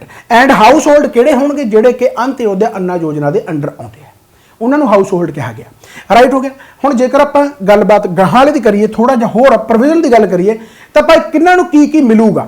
देखो 5 किलो मिलूगा भाई फूड ग्रेन वो किवें किवें मिलूगा। 3 किलोग्राम चौल मिलणगे, 3 किलोग्राम राइस हो गया, 2 किलोग्राम आ जिहड़े कणक यानी वीट हो गया एंड 1 किलोग्राम आ जिहड़ा कोर्स ग्रेन हो गया। राइट है जिहड़ा कि कह लो भी जिहड़े एग्रीकल्चर का जिहड़ा प्राइमरी बेसिकली प्रोडक्ट है। राइट सो कहने का मतलब की है कि भाई यह 3 2 1 की फॉर्म के मिलना गा। ये भी याद रखना क्योंकि एज इट इज स्टेटमेंट यह आ सकती है। टोटल 5 किलोग्राम पर परसन मिलूगा। एक जेकर घरे यानी कि 4 जाने तो बेसिकली 20 किलो उन्होंने हो गया। 35 किलो उन्होंने ऑलरेडी मिल रहा है अंडर द जी कवरेज है अंत्योदय अन्ना योजना। वो आप पढ़ांगे खैर। तो पहली स्टेटमेंट ध्यान दे नाल समझ लग गई। दूसरी स्टेटमेंट की जेकर गल करिए तो कहना एग्जिस्टिंग जेडे AAY यानी अंत्योदय अन्ना योजना वाले हाउस होल्ड will continue to receive 35 kilogram of the food grains per हाउस होल्ड पर मंथ यानी उन्होंने पर मंथ के हिसाब से 35 किलोग्राम वो मिलता ही रहूगा। तीसरी स्टेटमेंट की है कि जी मील एंड मैटरनिटी बेनीफिट है यानी कि जी लड़की यानी प्रैगनेंट है बेसिकली औरत जी वो प्रैगनेंसी तो लैके वो बच्चे 6 महीने होने तक यानी कि बच्चा जो 6 महीने तक हो गया तो उन्होंने पूरी इस दौरान 6000 रुपया भी मिलूगा। राइट एंड उसकी पूरी न्यूट्रिशन वैल्यू का ख्याल रखा जाऊगा। सो यही गल हो रही है कि maternity benefits of the not less than the 6000 to pregnant women and lactating mothers during pregnancy and 6 months after the child birth यानी बच्चे के जमन तो बाद वो 6 महीने तक वो ख्याल बेसिकली रखने की गल की गई है। एंड मील्स उन्होंने भी मिलनी है भाई जोड़े बच्चे 14 साल की उम्र तक के ने। समझ लगी भाई। सो ये बहुत बहुत बहुत इंपॉर्टेंट है। समझ लगी। सो ये प्रोविजनों के कोई भी स्टेटमेंट पूछी जा सकती है। एक होर चीज़ ये जरूर ऐड करनी है कि जोड़ा यह कार्ड बनूगा जिन्होंने आप राशन कार्ड बेसिकली कह दें राशन कार्ड जो बनूगा तो वो 18 साल तो वध की जी उम्र की लड़की होगी ਉਹਦੇ नाम से मिलूगा यानी उस घर का मुखी मन्निया जाऊगा। 18 प्लस जी लड़की होगी उस दे नाम से वो राशन कार्ड बनूगा एंड उसे नूं ही जिहड़ा हैगा पूरे हाउस होल्ड का बेसिकली मुखी करार दिता जाऊगा भी इसे नाम से मिल रहा है सारा कुछ। ये लीडर है बेसिकली घर का। समझ लगी। सो यहो जे क्वेश्चन तुहानूं पेपर के पूछे जा सकते हैं। हुण जिवें इत्थों ही एक क्वेश्चन आ गया देखो हुण कितना ज़्यादा सौखा हो गया हो तुहाडे वास्ते। जिवें कहंदा कई with reference to the national food security act which of the following statement is are correct. पहली स्टेटमेंट कहता इट विल कवर 75% का रूरल एरिया करूगा तो 50% अर्बन एरिया है कवर करूगा। की है स्टेटमेंट सही है? बिल्कुल सही है। दूसरी स्टेटमेंट कहता स्पैशल फोकस रखा जाऊगा nutritional support to women and children. ये भी बिल्कुल सही है। तीसरा कहता eldest women of above 18 years of age है ना 18 साल तो बाद उम्र की सब तो वड्डी औरत की घर की मुखी होगी। तिने स्टेटमेंट बिल्कुल सही है यानी यदा डी आंसर आ जाऊगा। ऑल आर करैक्ट आ जाऊगा। पर यह गल जरूर है कि जो यहो जो क्वेश्चन तुहानूं एज इट इज मिल जाए क्योंकि मेरा मनना यह है कि PPSC करंट अफेयर भी जां कह लो जोड़े हिस्टरी क्वेश्चन हो गए पॉलिटी क्वेश्चन हो गए वो एज इट इज रिपीट कर दी है जो प्रीवियस ईयर क्वेश्चन होंगे खास करके UPSC के। राइट सो UPSC के क्वेश्चन प्रीलिम्स के कह रहा मैं। राइट ऑबवियस गल है मेन्स के लिखना आता। सो प्रीलिम्स के जिन्ने भी 2-3 सालों के पिछले है वो जरूर कर लो चाहे हिस्टरी है चाहे पॉलिटी है चाहे करंट अफेयर तो खैर पिछले नहीं आ सकते बट हाँ कई बार की होंगे करंट टॉपिक दोबारा छड़िया होंगे एंड उस करंट अफेयर का पिछला कोई क्वेश्चन आया होंगे या फैक्चुअल क्वेश्चन कोई ना कोई होंगे वो पूछ लिया जाता है। समझ लगी। सो मेरे हिसाब से तुहानूं आह क्वेश्चन चंगी तरह समझ लग गया होगा। इस तो बाद आप अगली स्टेटमेंट दी देखो हुण देखो सधारण जिहा क्वेश्चन नहीं तो हुण तुसीं कर ही दोगे P++ बेस्ड आ गया है ना। PPSC यहो जिहे क्वेश्चन भी पूछ सकते कोई चक्कर वाली गल नहीं। National food security act was passed इन 2007 13 15 या 11 तो आंसर की आ जाऊगा 13। कितना ज़्यादा आसान हो गया। राइट हो गया। चलो खैर तो इस तो बाद आप जेकर गल करिए भाई अगले क्वेश्चन की देखो ध्यान के नाल। अगला क्वेश्चन बहुत ही वधिया है एंड इसे तो ही क्वेश्चन अगला आह बनता गा इसे तो ही क्वेश्चन अगला आह बनता गा। देखो 3 क्वेश्चन ये आप कवर करते। राइट है। इसे तो ही क्वेश्चन एक आह बनता देखो हिस्टरी का भी नाल रिलेट करती। हुण हैगा तो हिस्टरी का क्वेश्चन है पर एक करंट अफेयर के नाल है। कई बार की होंदा कि क्वेश्चन इसे करके चक्के जाते हैं। हो सकता वो करंट अफेयर से क्वेश्चन पाना चाहते हो पर उन्होंने दिमाग के या सामने उन्होंने आह क्वेश्चन आ गया ਵੀ यार एक तंबाकू करंट अफेयर ਦੇ ਵਿੱਚ ਆਇਆ ਸੀਗਾ ਪਹਿਲਾਂ ਐਂ ਦੱਸੋ ਵੀ तंबाकू ਇੰਟਰੋਡਿਊਸ ਕਿਹਦੇ ਦੌਰਾਨ ਹੋਇਆ ਸੀ ਠੀਕ ਹੈ ਨਾ। ਸੋ ਇਹੋ ਜਿਹੇ ਕੁਐਸਚਨ ਹੁਣ ਦੇਖੋ ਤੁਸੀਂ ਆਹ ਕਰੰਟ ਅਫੇਅਰ ਦੀ ਕਲਾਸ ਦੇ ਵਿੱਚ ਦੇਖੋ ਹਿਸਟਰੀ ਦੇ ਕੁਐਸਚਨ ਵੀ ਆ ਗਿਆ। ਸੋ ਇਹੋ ਜਿਹੇ ਕੁਐਸਚਨ ਪੁੱਛੇ ਜਾ ਸਕਦੇ ਆ। ਚਲੋ ਖੈਰ ਤਾਂ ਆਪਾਂ ਸ਼ੁਰੂ ਦੇ ਵਿੱਚ ਆਉਣੇ ਕਿ ਇਹ ਕੁਐਸਚਨ ਹੈ ਕੀ ਬੇਸਿਕਲੀ ਰਾਈਟ। तो क्वेश्चन देखो ध्यान दे नाल बहुत ही सोहना क्वेश्चन है दिख रहा है एंड तक ना बिल्कुल सारा कुछ ठीक है। हाँ क्वेश्चन की है कहता recently the parliamentary standing committee on the health and family welfare उन्होंने रिकमेंड किया कहता भाई जी सिंगल स्टिक है सिगरेट की उन्होंने बैन किया जाए in its report about the cancer management prevention and diagnosis. उन्होंने अपनी रिपोर्ट के लिखा यानी हाल ही में कहता सेहत और परिवार भलाई बारे संसद की स्थाई कमेटी ने कहता कैंसर प्रबंधन रोकथाम और निदान बारे अपनी रिपोर्ट में एक लिखा कि जी सिगरेटा की सिंगल स्टिकां की विक्री आ उस पर पाबंदी लगाई जाए। हुण इत्थे इहदा फैक्ट की है भी ये क्यों कहा गया न्यूज़ दे विच क्यों है सिंगल स्टिक का मतलब की है कि जिवें फॉर एग्जाम्पल कोई सिगरेट लैन गया वो कहता भाई मैनूं पूरी डब्बी दे है ना तो डब्बी तो चलो ठीक है दे कई बार की होंदा डब्बी बंदा लैंदा नहीं वो ऑब्वियस गल सस्ती पैंदी है वो कहता भी मैनूं एक दे दे वो एक कढ़ के दे दिंदा पूरी डब्बी चों। तो हुण ओह कहंदे भी भाई जिहड़ी सिंगल स्टिक आ उस नूं यानी कि ना दिता जाए इस ते बैन लगाया गया। हुण उहदा कारण की आ कि सरकार चाहुंदी है कि सिगरेट दा जिहड़ा यूज़ है बेसिकली वो घट होवे तंबाकू दा जिहड़ा यूज़ है बेसिकली वो घट होवे। हुण उहदा कारण की आ ਉਹਦਾ ਕਾਰਨ ਇਹ ਹੈ ਕਿ ਭਾਈ ਓਬਵੀਅਸ ਗੱਲ ਆ ਕੈਂਸਰ ਵਗੈਰਾ ਫੈਲ ਰਿਹਾ ਹੈਗਾ ਸਾਰਾ ਕੁਝ ਤੁਹਾਨੂੰ ਪਤਾ ਸਿਗਰਟ ਪੀਣ ਦੇ ਨਾਲ ਕੀ ਕੁਝ ਹੁੰਦਾ ਹੈਗਾ ਰਾਈਟ। ਸੋ ਉਹਨਾਂ ਨੇ ਕਿਹਾ ਵੀ ਜਿਹੜੀ ਸਿੰਗਲ ਸਟਿਕ ਆ ਉਸ ਤੇ ਬੈਨ ਲਾਇਆ ਜਾਵੇ। ਹੁਣ ਤੁਹਾਡੇ ਦਿਮਾਗ ਦੇ ਵਿੱਚ ਆਉਂਦਾ ਹੋਊਗਾ ਕਿ ਭਾਈ ਪੂਰੀ ਤਰ੍ਹਾਂ ਸਿਗਰਟ ਬੰਦ ਹੀ ਕਰ ਦੇਣ ਪਰ ਐਵੇਂ ਨਹੀਂ ਹੋ ਸਕਦਾ ਕਿਉਂਕਿ ਜਿਹੜੀ ਲੋਕਾਂ ਨੂੰ ਆਦਤ ਲੱਗੀ ਹੋਈ ਆ ਐਂ ਤਾਂ ਸ਼ਰਾਬ ਬੰਦ ਕਰ ਦੇਣ ਬਹੁਤ ਕੁਝ ਐਸਾ ਜਿਹੜਾ ਬੰਦ ਕਰ ਦੇਣ ਬਟ ਕਮਰਸ਼ੀਅਲ ਵੀ ਦੇਖਿਆ ਜਾਂਦਾ ਪੈਸਾ ਕਮਾਈ ਵੀ ਬਹੁਤ ਹੁੰਦੀ ਆ ਪਰ ਫਿਰ ਵੀ ਅਵੇਅਰ ਕੀਤਾ ਜਾਂਦਾ ਲੋਕਾਂ ਨੂੰ ਵੀ ਤੁਸੀਂ ਭਾਈ ਨਾ ਪੀਓ राइट। सो कहने का मतलब यही है कि उस सिंगल स्टिक ते बैन लगाया गया एक तो इकनोमिकली वो वास्ते जोड़े हम सिगरेट पींदे आ दिहाड़ीदार मजदूर जोड़े एक जाके स्टिक्कां लियाउंदे आ जोड़े अमीर आ वो तो डब्बी लै लैंदे चलो ठीक है बट जोड़े बेचारे दिहाड़ीदार आ उन्होंने कोल पैसे नहीं होंदे बेसिकली उन्होंने आंदे भी चलो एक ही फड़ लिया बीड़ी है ना एक सिगरेट फड़ लिया उन्होंने ते बैन लाया गया भी ताकि वो रोकी जान ताकि उन्होंने पूरी डब्बी लैनी पवे फिर ओबवियस गल है जो जेब ते भार पऊगा तो फिर वो नहीं लैणगे तो ये रोकण का एक तरीका बेसिकली राइट। तो इस नूं लैके कुछ स्टेटमेंट आ उहदे बारे आपां गल करदे हां कहंदा इन्हां विचों किहड़े कारण ते कारक हन जो बेंजीन जिहड़ा बेंजीन हुंदा बेसिकली प्रदूषण के संपर्क में आउण दे कारक हन। हुण बेंजीन ओबवियस गल है जिहड़ा पोल्यूशन बनदा है जिवें इन्होंने कहा कि which of the following are the reason जिहड़े factor to exposure to the benzene pollution कि बेंजीन पोल्यूशन नूं एक्सपोज करन दे विच सहाई है रिस्पोंसिबल है राइट। हुण वो किहड़े भाई ऑटोमोबाइल एग्जॉस्ट हो गए यानी वाहनों का जो निकास है हुण धुआं निकलता जो अपने मोटर गड्डियां दे विचों कि वह बेंजीन पोल्यूशन प्रोड्यूस कर रहा है। दूसरी स्टेटमेंट जो तंबाकू समोक है कि तंबाकू जो बेसिकली तंबाकू का जो धुआं बेसिकली कि वह बेंजीन प्रोड्यूस कर रहा है। तीसरी स्टेटमेंट है कहते यूजिंग वार्निश्ड वुड एंड फर्नीचर यानी जो लकड़ां नूं पॉलिश किया जाता है कि भाई वह बेंजीन प्रोड्यूस कर रहा है बेंजीन पोल्यूशन प्रोड्यूस कर रहा है वो बारे चर्चा इतने हो रही है राइट। सो बेसिकली जेकर मैं पहले की गल करा तो ओबवियस गल है कि जोड़े धुआं निकलता वाहनों के विचों मोटर गड्डियां दे विचों ते बेंजीन पोल्यूशन का कारण एक बनता है यानी पहली स्टेटमेंट बिल्कुल सही है। दूसरी स्टेटमेंट हाँ जी बिल्कुल धुआं जो तंबाकू यानी ओबवियस गल है जो सिगरेट पींदे आ धुआं निकलता है तंबाकू तो ओबवियस गल है। सो बेसिकली ਇਹਦੇ ਵਿੱਚੋਂ ਵੀ ਤੁਸੀਂ ਕਹਿ ਸਕਦੇ ਹੋ ਹੈ ਨਾ ਬੈਂਜੀਨ ਪੋਲਿਊਸ਼ਨ ਹੁੰਦਾ ਪਰ ਜਿਹੜਾ ਵਾਰਨਿਸ਼ਡ ਲੱਕੜ ਹੈ ਯਾਨੀ ਲੱਕੜ ਨੂੰ ਜਿਹੜਾ ਪੋਲਿਸ਼ ਕਰਦਾਗਾ ਉਹਦੇ ਵਿੱਚ ਬੈਂਜੀਨ ਜਿਹੜੀ ਯੂਜ਼ ਜ਼ਰੂਰ ਕੀਤੀ ਜਾਂਦੀ ਹੈ ਬਟ ਉਹ ਬੈਂਜੀਨ ਪੋਲਿਊਸ਼ਨ ਦਾ ਕਾਰਨ ਨਹੀਂ ਬਣਦਾ ਯਾਨੀ ਉਹ ਇਨਡਾਇਰੈਕਟ ਵੇ ਦੇ ਨਾਲ ਆ। ਇਹ ਲੱਕੜ ਜੇਕਰ ਇੱਥੇ ਲਿਖਿਆ ਹੁੰਦਾ ਬਰਨਿੰਗ ਦਾ ਵੁੱਡਸ ਰਾਈਟ यानी वुड बर्निंग लिखा होंगे लकड़ जल रही है तो लकड़ तो धुआं निकलता लकड़ों बालना उत्थों बेंजीन पोल्यूशन जरूर हो सकता बट लकड़ों पालिश करने के बेंजीन पोल्यूशन का कोई डायरैक्ट यानी कि जो सोर्स नहीं मिलता यानी डायरैक्ट रिस्पोंसिबल नहीं हैगी। सो तीसरी स्टेटमेंट है जी गलत होगी यानी इन्होंने पहला तो दूसरा स्टेटमेंट सही है। पहला तो दूसरा स्टेटमेंट का मतलब इत्थे अपने को ऑप्शन के पे आ पाया ओनली 1 एंड 2 इतने 2 एंड 1 लिखा गया ओनली 1 एंड 2 यानी बी ऑप्शन राइट बन गया। समझ लग गई। सो ये बहुत इंपॉर्टेंट है। सो मेरे हिसाब से तुहानूं चंगी तरह पता लग गया होगा राइट। सो जेकर हुण आपां गाहां वाले क्वेश्चन की गल करिए देखो ध्यान दे नाल गाहां वाला क्वेश्चन की है। गाहां वाला क्वेश्चन कहता which of the following are the reason factor of the exposure of the benzene pollution सीधा सीधा ही पूछ लिया।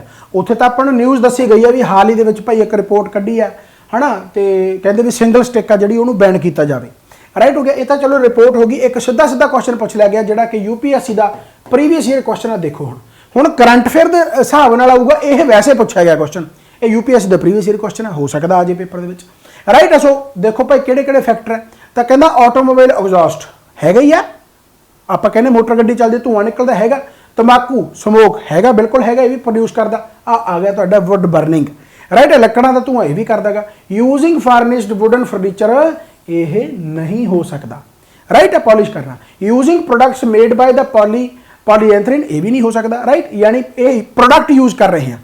इनडायरेक्ट वे है, डायरेक्ट बेंजिन यानी डायरेक्ट धुआं तो नहीं छड्ड रहा कोई, यानी कहने का मतलब ये भी आंसर नहीं है। सो इसका जो आंसर आ जाऊगा जी पहलियां 3 स्टेटमेंटां बनदियां, यानी 1 2 एंड 3, यानी कि अपना ए ऑप्शन इत्थे पिया 1 2 एंड 3। समझ लगी भाई। सो ये बहुत ज़्यादा इंपॉर्टेंट है, मेरे हिसाब नाल तुहानूं चंगी तरह ये हजम हो गया होना। समझ लगी भाई। सो आपां नूं इत्थे पुछया कि exposure of the benzene pollution यानी किहड़े-किहड़े फैक्टर है, जिहड़े कारक है, जिहड़े रीजन है, जिहड़े रिस्पोंसिबल ने। इस तरीके दे नाल हुण अगला क्वेश्चन देखो कितना सोहना, ये भी यूपीएससी दे विच ही पूछा गया। देखो कहना विच one of the following groups of plants was domesticated in the new world and introduced in the old world. इत्थे हुण जिहड़ा न्यू वर्ल्ड ते ओल्ड वर्ल्ड आयागा, ये न्यू वर्ल्ड हैगा भाई। देखो ओल्ड वर्ल्ड किहड़ा, जिहड़ा इंडस वैली सिविलाइजेशन है, यानी अपना वर्ल्ड है जिहड़ा एशिया, राइट, उहनूं ओल्ड वर्ल्ड कहंदे। जिहड़ा न्यू वर्ल्ड है, जिहड़े यूरोपीयन आए सी अपने कन्नी है ना, वो न्यू वर्ल्ड है। अमेरिकनस जिहड़े यूरोपीयन कंपनीज बेसिकली अपनी इंडिया दे विच आईयां। सो ये की कह रहा भी इन्हां दे विचों ओह किहड़ियां चीज़ां, वो किहड़ियां चीज़ां which one of the following groups of the plants was domesticated in the new world, हैगियां ओह नਵੇਂ वर्ल्ड दियां, पर भाई and introduced into the old world, यानी अपने ओल्ड वर्ल्ड दे विच उन्हां नूं इंट्रोड्यूस कीता गया। ओह किहड़ियां चीज़ां ऐसियां ने जिहड़ियां बाहरों आईयां ने। इत्थों ही क्वेश्चन बनेगा कि तंबाकू किहदे टाइम ते इंट्रोड्यूस किया गया। कितना ज़्यादा सिरा क्वेश्चन है, राइट, बट एक करंट अफेयर के नाल रिलेटेड है, कोई सोच भी नहीं सकता, राइट हो गया। सो इसे करके कहना कि भाई इन्होंने क्वेश्चनों करन ते मत्था मारिया गया, बट इसका फायदा चक लियो, हो सकता अपने पेपर के क्वेश्चन ये आ जाए। तुहाडा पार्ट मैं पहले दिन ही खोल दूंगा दिमाग का, पर उही गल है भी कदर कोई कोई पाउंदा, जिहड़ा पढ़ जे तो वधिया गल है। चलो खैर, तो हुण इन्हां दे विचों किहड़ी चीज़ है जिहड़ी न्यू वर्ल्ड दे विचों आई आ, अपने ओल्ड वर्ल्ड दे विच आपां नूं धक्के नाल दित्ती गई आ, अपने कोले इंट्रोड्यूस किया गया, आपां नूं लत्त लाई गई है न्यू वर्ल्ड ने, राइट हो गया। सो किहड़ा भाई तंबाकू, कोकोआ, रबर, तंबाकू, कॉटन। हुण कॉटन करके कट सकते, कॉटन अपना है, एक ओल्ड वर्ल्ड का कंसैप्ट है कॉटन, आपां उगाई सी कॉटन, राइट है, यानी यह स्टेटमेंट गलत होगी। इस तो बाद कॉटन करके आ भी स्टेटमेंट गलत होगी, रबर, कॉफी, वीट करके ये भी स्टेटमेंट गलत होगी, राइट। सो बेसिकली यह कंसैप्ट अपने ओल्ड वर्ल्ड के कंसैप्ट है, कॉटन, वीट आपां उगाया असली चीज़ां, पर जिहड़ा नवां वर्ड सी जिन्होंने अपने ते राज करना सी, वो इन्ने साल राज ही इस करके कर गए, आपां नूं तंबाकू देता पुर्तगालियां ने। शुरू जाके पुर्तगाली आए थे जिन्होंने 1605 के तंबाकू इंट्रोड्यूस करता, राइट। अभी तंबाकू ले लो भाई, तो अपने वालों लत्त लग गई, तो फिर चक ते फटे, राइट हो गए। सो इस तरीके के उन्होंने अपने ते राज करना देखा। सो यानी इसका आंसर जो आ जाऊगा जी, पहला आ जाऊगा तंबाकू हो गया, कोकोआ हो गया एंड रबर हो गया।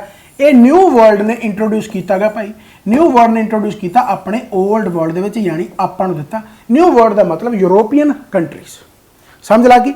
हुण आ गया अगला हिंट, तो मैं तुहानूं देता सी कि कदों इंट्रोड्यूस होया, पुर्तगालियां ने कदों किया, पर देखते हैं तुसीं आंसर दे सकते हो कि ड्यूरिंग द किहदे रूल दे विच one of the following Mughal ruler cultivation of the तंबाकू इंट्रोड्यूस्ड इंडिया। किहड़े मुगल रूलर ने कहता सी भी चलो भाई खेती कर लो, है ना, क्योंकि परमिशन मंगी गई सी, पुर्तगालियां द्वारा मंगी गई सी।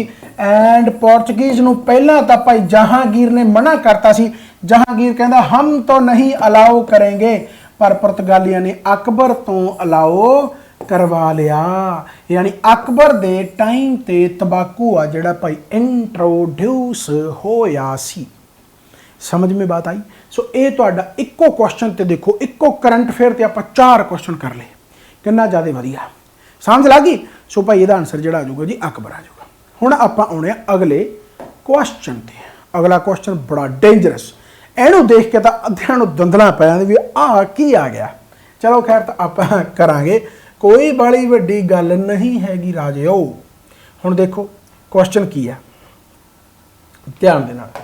इस तो बाद वाला क्वेश्चन आप इसकी थोड़ी जी डिटेल पढ़ लांगे, उस तो बाद फिर क्वेश्चन सिंपल जा जाना, when is the national tourism celebrated. ਇਹੋ ਜਿਹੇ क्वेश्चन करके बच्चे बड़े खुश ने कि सीधा 25 23 27 जो भी आंसर आऊगा, मैं आंसर तो खैर बोलता पर ठीक है। तो हुण आपां जेकर गल करिए भाई, तो नैशनल टूरिज्म डे तो चलो तो कर ही लवांगे, तो आप थोड़ा जिहा ये बारे पढ़ते हैं कि गल्लां बातां की है नैशनल टूरिज्म दियां।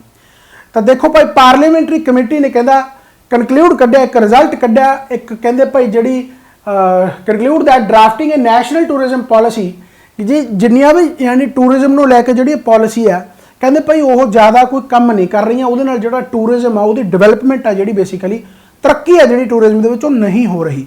ਯਾਨੀ ਕਹਿੰਦੇ ਇੱਕ ਸੰਸਦੀ ਕਮੇਟੀਆਂ ਨੇ ਕਹਿੰਦਾ ਇੱਕ ਸਿੱਟਾ ਕੱਢਿਆ ਕਿ ਰਾਸ਼ਟਰੀ ਸੈਰ ਸਪਾਟਾ ਨੀਤੀ ਦਾ ਜਿਹੜਾ ਖਰੜਾ ਤਿਆਰ ਕਰਨ ਨਾਲ ਦੇਸ਼ ਵਿੱਚ ਸੈਰ ਸਪਾਟਾ ਉਦਯੋਗ ਦਾ ਵਿਕਾਸ नहीं होवेगा। उन्होंने एक सिट्टा कढ़िया, भारत में सैर सपाटा खेत्र की स्थिति के संबंध हेठ लिखे कथना ते चर्चा करो, विचार करो। यानी बेसिकली पार्लीमेंटरी कमेटी कहती भी भाई नैशनल टूरिज्म पॉलिसियां बनाने दे नाल कोई फर्क नहीं पै रहा, देश दे विच कोई टूरिज्म का वाधा नहीं हो रहा।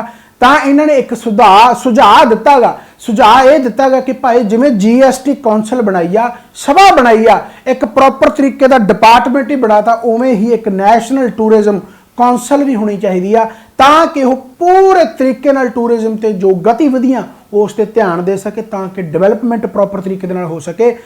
ये पॉलिसियां अड पॉलिसी करती, कोई अड पॉलिसी करती टूरिज्म नूं लैके उहदे नाल डिवेलपमेंट नहीं हो रही है। पार्लीमेंटरी कमेटी का सिट्टा है एंड इस दे नाल जो भी स्टेटमेंट हैगियां उन्हां ते भाई कहंदे चर्चा करो भी इन्हां दे विचों किहड़ी स्टेटमेंट सही है ते किहड़ी स्टेटमेंट रॉन्ग है।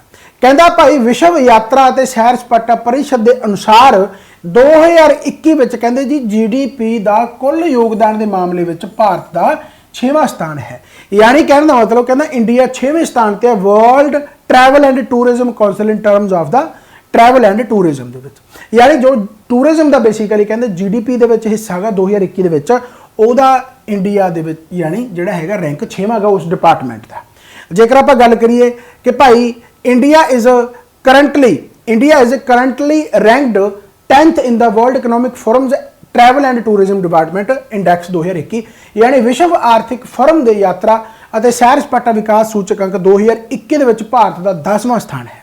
तीसरा स्टेटमेंट कहता भाई इंडिया हैज़ 40 साइट्स, इंडिया को 40 साइट्स आ listed on the UNESCO world heritage list, जिहदे विच 32 कल्चरल है, 7 नैचुरल है तो एक मिक्स है 2021 के तहत। ये नवीं रिपोर्टां आईयां नहीं, इस करके 2021 के तहत उस पार्लीमेंटरी कमेटी ने ये सिट्टे कढ़े है। हुण इन्हां सिट्टिਆਂ ਦੇ ਵਿੱਚੋਂ किहड़ा सिट्टा सही तो किहड़ा सिट्टा गलत उहदे बारे चर्चा। यही देखो सारे फैक्चुअल क्वेश्चन है, ये सारे फैक्चुअल क्वेश्चन है राइट, यानी जिन्होंने रैंक रूंक पता है भाई वह कर सकते हैं। हुण जेकर आप देखिए तो इंडिया कहता विश्व यात्रा ते सैर सपाटा परिषद के अनुसार 2021 के GDP के कुल योगदान जिहड़ा हैगा भारत का विच भारत 6वें स्थान पर है। यानी पहली स्टेटमेंट सही है, तुहानूं याद ही करना पैना। दूसरी स्टेटमेंट कहता करंटली जिहड़ा इंडिया रैंक 10वें ते है world economic forum travel and tourism, ये स्टेटमेंट गलत हो जूगी। इसका रैंक है जिहड़ा इंडिया का भाई 54th है, 54th रैंक है राइट। हुण यही वन लाइनर ते क्वेश्चन आ जाए तो हो सकता कईयां नूं भाई इस बारे थोड़ा जिहा सौखा लगता है ना फैक्चुअल चीज़। तीसरा स्टेटमेंट कहता इंडिया को 40 साइट्स है जिहड़ियां कि यूनेस्को वर्ल्ड हैरीटेज लिस्ट के आउंदियां, 32 कल्चरल है, 7 नैचुरल है राइट, तो एक मिक्स है। ये बिल्कुल सही है, यानी ये जी स्टेटमेंट पहली तो तीजी सही है, पहली तो तीजी भाई आ पिया ओनली 3 and 1, पहली तो तीजी स्टेटमेंट की सही है। समझ लग गई। सो ये भाई बहुत ज़्यादा इंपॉर्टेंट है। अगला हुण जेकर आप गल करिए तो उही सारा कुछ लिखा होया जिमें कि कहना इंडिया का जिहड़ा 6वां रैंक भाई according to the world travel and tourism council in the terms of the travel and tourism total contribution GDP 2021 हो गया। इंडिया करंटली कहता रैंक 54, इत्थे 10 लिखा होया सी, इस करके स्टेटमेंट गलत होगी। वर्ल्ड इकोनॉमिक फोरम तो उस तो बाद आपको दस्या कि भाई जिहड़ियां टोटल साइट्स है वो 40 साइट्स है, जिहदे विचों 32 कल्चरल हो गया, 7 नैचुरल हो गया तो एक मिक्स हो गया जिहड़ा कि UNESCO world heritage 2021 they which according हैगा। अच्छा जिहड़ा धौलावीरा एंड रमप्पा ये लेटेस्ट वनस है जिन्होंने 2021 दे विच तुसीं पढ़िया भी होगा, करंट फिर पक्की गल है कि धौलावीरा ते रमप्पा नूं जिहड़ा यूनेस्को दे विच थां मिली है। एज ऑफ 39 मिलियन जॉब्स है जिहड़ियां ओह क्रिएट कीतियां गईयां टूरिज्म सैक्टर दे विच। फाइनैंशियल ईयर जिहड़ा 20 वाला सीगा विच represented 8% of the country's employment, यानी 8% है जिहड़ा यूथ वो नैशनल टूरिज्म सैक्टर करके काम कर रहा। बाय 2029 ਜਿਹੜੀਆਂ ਇਹ ਵੀ यानी कि ਜਿਹੜੀ 8 ਮਿਲੀਅਨ ਆ बेसिकली ਜਿਹੜਾ ਉਹ 15 ਮਿਲੀਅਨ ਹੋ ਜਾਣਾ। 39 ਮਿਲੀਅਨ ਹੈ ਜਿਹੜਾ ਉਹ 15 ਮਿਲੀਅਨ ਜੌਬਸ यानी कि बेसिकली ਨੈਸ਼ਨਲ ਟੂਰਿਜ਼ਮ ਸੈਕਟਰ ਹੈ ਜਿਹੜਾ ਕ੍ਰੀਏਟ ਕਰੂਗਾ। ਸਮਝ ਲੱਗ ਗਈ। ਸੋ ਉਹਦੇ ਨਾਲ ਰਿਲੇਟਡ ਇਹ ਹੈਗੀਆਂ ਐਂਡ ਜੋ ਵੀ ਟੂਰਿਜ਼ਮ ਨੂੰ ਲੈ ਕੇ ਰਿਸੈਂਟ ਪੋਲਿਸੀਜ਼ ਚੱਲ ਰਹੀਆਂ ਉਹ ਇਨੀਸ਼ੀਏਟਿਵ ਕਿਹੜੇ ਭਾਈ ਸਕੀਮਸ ਜਿਹੜੀਆਂ ਚੱਲ ਰਹੀਆਂ ਜਿਵੇਂ स्वदेश दर्शन स्कीम होगी, देखो अपना देश इनिशिएटिव हो गया, नेशनल ग्रीन टूरिज्म मिशन हो गया, प्रसाद स्कीम होगी एंड बुद्धिस्ट कनकलेव हो गया, ये सारिया स्कीम्स बेसिकली चल रही हैं। तां ही पार्लीमेंटरी कमेटी ने कहा भी आ जिहड़ियां पॉलिसियां हो सकती यानी कि बेसिकली उन्ने तरीके नाल डिवेलपमेंट काम नहीं कर रही जेकर आपां टूरिज्म नूं लैके एक नैशनल टूरिज्म कौंसल ही बना दीए, राइट, एक जिवें GST कौंसल आ उवें ही बना दीए। तो यह सुझाव दिता गया बेसिकली उस नूं लैके स्टेटमेंटां सारियां पुछियां गईयां सी। समझ लग गई। हुण इसे तरीके दे नाल एक बहुत सौखा जिहा क्वेश्चन आ गया कि नैशनल टूरिज्म डे है जिहड़ा भाई वो कदों सैलीब्रेट किया गया, 23 जनवरी, 25 जनवरी, 27 जनवरी एंड 29 जनवरी। सो ये आंसर आ जाऊगा जी 25 जनवरी, 25 जनवरी। एंड जिहड़ा आपां नैशनल फूड सिक्योरिटी एक्ट वाला पढ़िया सी, नैशनल फूड सिक्योरिटी वाला क्वेश्चन जिहड़ा सीगा भाई वो मेरे इत्थों याद आया, इस करके मैं दस रहा कि जिहड़ा नैशनल फूड सिक्योरिटी एक्ट वाला क्वेश्चन सीगा कि फ्री फूड जिहड़ा दिता जाणागा ये जिहड़ा हैगा भाई ये कदों तो स्टार्ट है 1 जनवरी 2023 तो। ये 1 जनवरी 2023 तो कहा गया कि भाई सारियां ये प्रोविजन जिहड़े दिते जाण। समझ लग गई। सो मेरे हिसाब नाल तुहानूं पता लग गया होगा। इस तो बाद ही जेकर आपां गल करिए भाई हाँ जी, अगला क्वेश्चन ध्यान दे नाल करदे आं आपां। बहुत सोहना क्वेश्चन है ये भी, आई थिंक हुण ठीक होगा, सही है, ठीक है।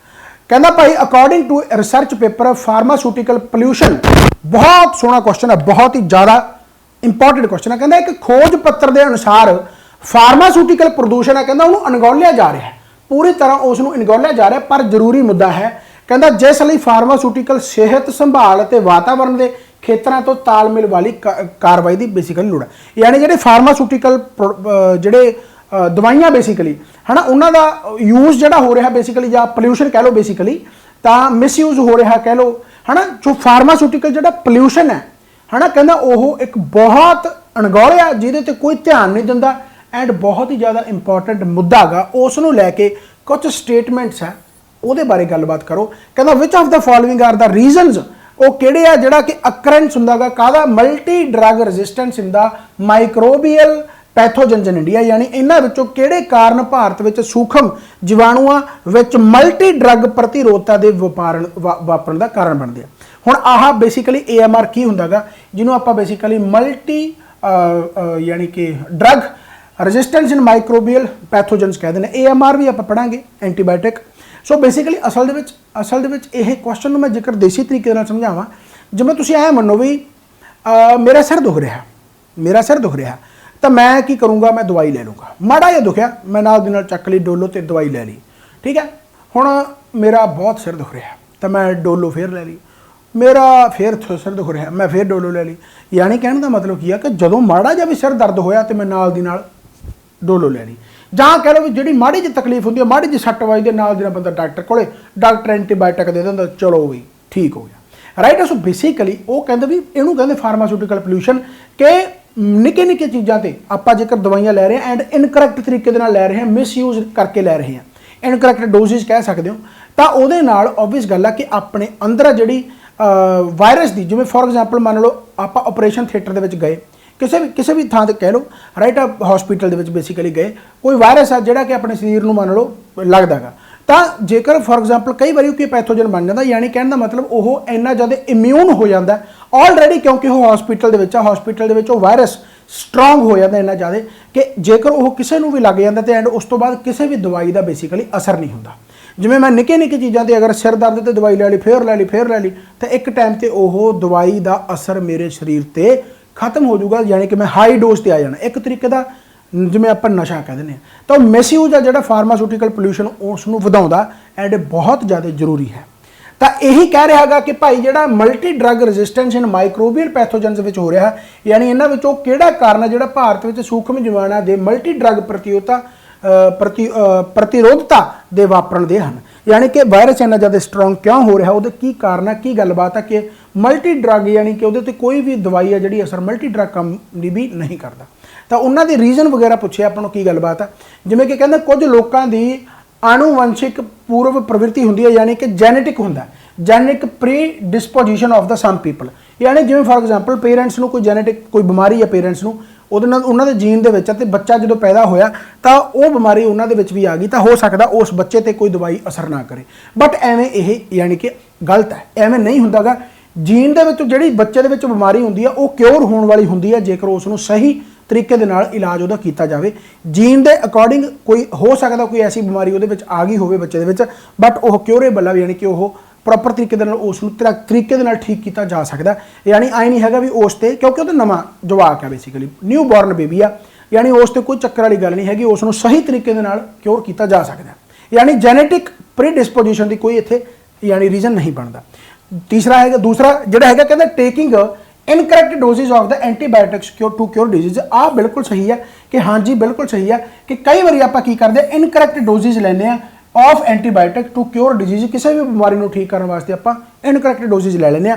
ਇਹ ਇਨਕਰੈਕਟ ਡੋਜ਼ਿਸ ਨੂੰ ਤੁਸੀਂ ਮਿਸਯੂਜ਼ ਵੀ ਕਹਿ ਸਕਦੇ ਹੋ। ਜਿਵੇਂ ਫੋਰ ਐਗਜ਼ਾਮਪਲ ਮੰਨ ਲਓ ਆਪਾਂ ਕੋਈ ਦਵਾਈ ਲੈਣੀ ਆ, ਉਹਦੀ ਡੋਜ਼ ਵਧਾਤੀ, ਕਿਸੇ ਨੇ ਆਪਾਂ ਨੂੰ ਅੱਧਾ ਚਮਚਾ ਕਿਹਾ ਤੇ ਆਪਾਂ ਪੂਰਾ ਚੱਕਤਾ, ਰਾਈਟ ਆ। ਇੱਕ ਚਮਚਾ ਕਿਹਾ ਆਪਾਂ 2 ਚਮਚੇ ਲੈ ਲਏ, ਇੱਕ ਗੋਲੀ ਕਹੀ ਆਪਾਂ 2 ਗੋਲੀਆਂ ਲੈਣੀਆਂ। ਇਨਕਰੈਕਟ ਡੋਜ਼ ਇਸ ਤਰੀਕੇ ਦੇ ਨਾਲ ਵੀ ਕਹਿ ਸਕਦੇ ਹੋ। ਜਾਂ ਕਈ ਵਾਰੀ ਉਹੀ ਗੱਲ ਆ ਵੀ ਆਪਾਂ ਆਪ ਹੀ ਇਲਾਜ ਲੱਭ ਲੈਂਦੇ ਆ ਵੀ ਚਲੋ ਠੀਕ ਆ, ਵੀ ਆਪ ਨੂੰ ਦਵਾਈ ਪਤਾ ਵੀ ਆਹ ਚੱਲ ਠੀਕ ਆ ਵੀ ਆਹ ਦਵਾਈ ਲੈ ਲੈਣਾ ਮੈਨੂੰ ਪਤਾ, ਤਾਂ ਇਨਕਰੈਕਟ ਡੋਜ਼ ਹੋ ਗਈ ਹੈ ਨਾ। ਆਪਣੀ ਬਿਮਾਰੀ ਨੂੰ ਆਪ ਹੀ ਠੀਕ ਕਰਨਾ, ਘਰੇਲੂ ਇਲਾਜ ਵੀ ਕਹਿ ਸਕਦੇ ਇੱਕ ਤਰੀਕੇ ਦਾ। ਸੋ ਉਹ ਰੀਜ਼ਨ ਹੈਗਾ ਕਿ ਆਪਾਂ ਐਵੇਂ ਦਵਾਈਆਂ ਲਈ ਜਾਂਦੇ ਆ ਤੇ ਆਪਾਂ ਕਈ ਵਾਰੀ ਜਿਵੇਂ ਹੁਣ ਕਰੋਨਾ ਹੋਇਆ ਸੀਗਾ, ਕਰੋਨਾ ਤੇ ਪੈਰਾਸੀਟਾਮੋਲ ਦੱਬਤੀ, ਡੋਲੋ ਦੱਬਤੀ, ਫਲਾਣਾ ਧਮਕਾ, ਤਾਂ ਕਈਆਂ ਤੇ ਉਹ ਅਸਰ ਕਰਨੀਆਂ ਬੰਦ ਕਰਤੀਆਂ, ਰਾਈਟ। ਯਾਨੀ ਉਹਨਾਂ ਨੇ ਉਹਨੂੰ ਵਾਇਰਸ ਨੂੰ ਇੰਨਾ ਜ਼ਿਆਦਾ ਇਮਿਊਨ ਬਣਾਤਾ ਕਿ ਉਹ ਉਹਨਾਂ ਦਵਾਈਆਂ ਨੂੰ ਤੋਂ ਜਾਣੂ ਹੈ। ਵਾਇਰਸ ਇਮਿਊਨ ਹੋਣ ਦਾ ਮਤਲਬ ਕੀ ਆ ਕਿ ਜਿਹੜਾ ਅੰਦਰਲਾ ਵਾਇਰਸ ਆ ਉਹ ਕਿਸੇ ਨਾ ਕਿਸੇ ਦਵਾਈ ਨੇ ਉਹਨੂੰ ਮਾਰਨਾਗਾ। ਪਰ ਜਿਵੇਂ ਫੋਰ ਐਗਜ਼ਾਮਪਲ ਮੰਨ ਲਓ ਉਸ ਵਾਇਰਸ ਨੂੰ ਪਤਾ ਲੱਗ ਗਿਆ ਉਸ ਆਪਣੇ ਦੁਸ਼ਮਣ ਦਾ ਵੀ ਇਹ ਦਵਾਈ ਆਊਗੀ ਐਂਡ ਇਸ ਦਵਾਈ ਨੂੰ ਮੈਂ ਸੱਟ ਲੂੰਗਾ, ਕਿਉਂਕਿ ਉਹਨੂੰ ਉਸ ਤੋਂ ਜਾਣੂ ਹੋ ਗਿਆ। ਵਾਇਰਸ ਹਮੇਸ਼ਾ ਅਣਜਾਣ ਬੰਦੇ ਤੋਂ ਮਰੂਗਾ। ਅਣਜਾਣ ਦਾ ਮਤਲਬ ਕੋਈ ਦਵਾਈ ਐਸੀ ਜਿਹੜਾ ਉਸ ਵਾਇਰਸ ਯਾਨੀ ਜਾਣਦਾ ਨਹੀਂ ਵਾਇਰਸ ਉਸ ਨੂੰ, ਤਾਂ ਵਾਇਰਸ ਜਦੋਂ ਉਹਨੂੰ ਜਾਣਦਾ ਨਹੀਂ ਤਾਂ ਉਹ ਫਿਰ ਦਵਾਈ ਉਹਨੂੰ ਸੱਟ ਲੈਂਦੀ ਹੈ। ਪਰ ਜਦੋਂ ਵਾਇਰਸ ਨੂੰ ਪਤਾ ਹੁੰਦਾ ਉਹ ਦਵਾਈਆਂ ਤੋਂ ਜਾਣੂ ਹੁੰਦਾ ਤਾਂ ਫਿਰ ਵਾਇਰਸ ਸਟਰੋਂਗ ਹੁੰਦਾ, ਰਾਈਟ। ਸੋ ਇਹ ਰੀਜ਼ਨ ਬੇਸਿਕਲੀ ਹੈਗਾ।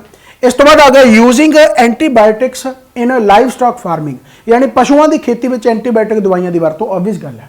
ਖੇਤੀ ਕਰਦੇ ਆ ਭਾਈ, ਐਂਟੀਬਾਇਓਟਿਕ ਬਹੁਤ ਸਾਰੇ ਦਵਾਈਆਂ ਵਰਤੇ, ਫਰਟੀਲਾਈਜ਼ਰ ਵਗੈਰਾ ਹੋ ਗਏ, ਰਾਈਟ। ਪਸ਼ੂਆਂ ਦੇ ਵਿੱਚ ਆਪਾਂ ਟੀਕੇ ਲਾਈ ਜਾਂਦੇ, ਉਹੀ ਦੁੱਧ ਆਪਾਂ ਪੀਂਦੇ ਆ, ਰਾਈਟ। ਸੋ ਬੇਸਿਕਲੀ ਜਿਹੜਾ ਪਸ਼ੂਆਂ ਦੀ ਖੇਤੀ ਵਿੱਚ ਆਪਾਂ ਜਿਹੜਾ ਐਂਟੀਬਾਇਓਟਿਕ ਦਵਾਈਆਂ ਦੀ ਯੂਜ਼ ਕਰਦੇ ਆ, ਉਹਦੇ ਨਾਲ ਵੀ ਬੇਸਿਕਲੀ ਆਪਣਾ ਉਹੀ ਹੋ ਗਿਆ ਵੀ ਜਿਹੜੇ ਉਹਨਾਂ ਪਸ਼ੂਆਂ ਦੇ ਵਿੱਚ ਜੋ ਬਿਮਾਰੀਆਂ ਬੇਸਿਕਲੀ ਕੁਝ ਵਾਇਰਸ ਆਉਂਦੇ ਉਹ ਆਪਣੇ ਦੇ ਵਿੱਚ ਵੀ ਆ ਜਾਂਦੇ ਆ, ਤੇ ਫਿਰ ਆਪਾਂ ਛੋਟੇ ਦਵਾਈਆਂ ਲੈ ਕੇ ਆਪਾਂ ਉਹਨਾਂ ਨੂੰ ਖਰਾਬ ਕਰ ਲੈਂਦੇ ਆ। ਸੋ ਜੋ ਵੀ ਹੈ ਇਹ ਅੱਕਰ ਯਾਨੀ ਨੈਚੁਰਲੀ ਅੱਕਰ ਹੁੰਦਾ ਹੈ। ਨੈਚੁਰਲੀ ਦਾ ਮਤਲਬ ਕੀ ਆ ਕਿ ਵਾਇਰਸ ਹੌਲੀ ਤੁਹਾਡੇ ਸਰੀਰ ਨੂੰ ਜਾਣਦਾ ਰਹਿੰਦਾ ਐਂਡ ਜੋ ਦਵਾਈਆਂ ਤੁਸੀਂ ਵਾਰ-ਵਾਰ ਲੈਂਦੇ ਹੋ ਆਬਵੀਅਸ ਗੱਲ ਆ ਉਸ ਤੋਂ ਥੋੜਾ ਜਿਹਾ, ਤਾਂ ਇਸੇ ਕਰਕੇ ਕਹਿੰਦੇ ਹੁੰਦੇ ਆ ਕਿ ਭਾਈ ਜ਼ਿਆਦਾ ਦਵਾਈਆਂ ਵੀ ਗਲਤ ਹੈ ਕਿ ਹਰ ਇੱਕ ਗੱਲ ਤੇ ਦਵਾਈ ਲੈ ਲੈਣੀ। ਹਾਂ, ਹਮੇਸ਼ਾ ਡਾਕਟਰ ਤੋਂ ਕੰਸਰਨ ਕਰੋ ਜੇ ਕਰਨਾ, ਰਾਈਟ ਹੋ ਗਿਆ। ਸੋ ਕਹਿਣ ਦਾ ਮਤਲਬ ਇਹਦੇ ਵਿੱਚ ਦੂਸਰੀ ਤੇ ਤੀਸਰੀ ਸਟੇਟਮੈਂਟ ਬਿਲਕੁਲ ਸਹੀ ਹੈ, ਯਾਨੀ ਦੂਸਰੀ ਐਂਡ ਤੀਸਰੀ ਸਟੇਟਮੈਂਟ ਇਹਦੇ ਵਿੱਚ ਸਹੀ ਹੋ ਗਈ। ਪਹਿਲੀ ਸਟੇਟਮੈਂਟ ਜੀਨ ਵਾਲੀ ਜੈਨੇਟਿਕ, ਯਾਨੀ ਜੈਨੇਟਿਕ ਨਹੀਂ ਹੈਗਾ ਵੀ ਜੈਨੇਟਿਕ ਵੀ ਕੋਈ ਜੰਮਿਆ ਜਵਾਕ ਤੇ ਉਸੇ ਨੂੰ ਦਵਾਈ ਨਹੀਂ ਲੱਗ ਰਹੀ, ਐਵੇਂ ਨਹੀਂ ਹੋ ਸਕਦਾ, ਰਾਈਟ। ਤਾਂ ਉਹ ਕਿਉਰ ਹੋ ਸਕਦਾ, ਕੋਈ ਚੱਕਰ ਵਾਲੀ ਗੱਲ ਨਹੀਂ, ਰਾਈਟ ਹੋ ਗਿਆ। ਇਹ ਬਸ ਐਂ ਮੰਨ ਲਓ ਵੀ ਜਿਹੜਾ ਨੈਚੁਰਲੀ ਅੱਕਰ ਹੁੰਦਾ ਵੀ ਆਪਾਂ ਹੀ ਵਾਇਰਸ ਨੂੰ ਬੜਾਵਾ ਦੇ ਰਹੇ ਹਾਂ ਗਲਤ ਚੀਜ਼ਾਂ ਯੂਜ਼ ਕਰਕੇ। ਜਿਹੜਾ ਜੰਮਿਆ ਜਵਾਕ ਆ ਉਹਨੇ ਗਲਤ ਕੁਛ ਕੀਤਾ ਹੀ ਨਹੀਂ, ਰਾਈਟ। ਸੋ ਇਹ ਚੀਜ਼ ਹੈ। ਇਸ ਤੋਂ ਬਾਅਦ ਆ ਗਿਆ ਭਾਈ, ਇਹ ਮੈਂ ਬਹੁਤ ਦੇਸੀ ਤਰੀਕੇ ਨਾਲ ਪੜ੍ਹਾ ਰਿਹਾ। ਜੇ ਤੁਸੀਂ ਇਹੀ ਬਹੁਤ ਵੱਡੇ ਟੀਚਰਾਂ ਤੋਂ ਪੜ੍ਹੋ, ਹੋ ਸਕਦਾ ਇਹ ਬਹੁਤ ਦੇਸੀ ਤਰੀਕੇ ਨਾਲ ਪੜ੍ਹਾਈ ਨਾ ਸਕਣ।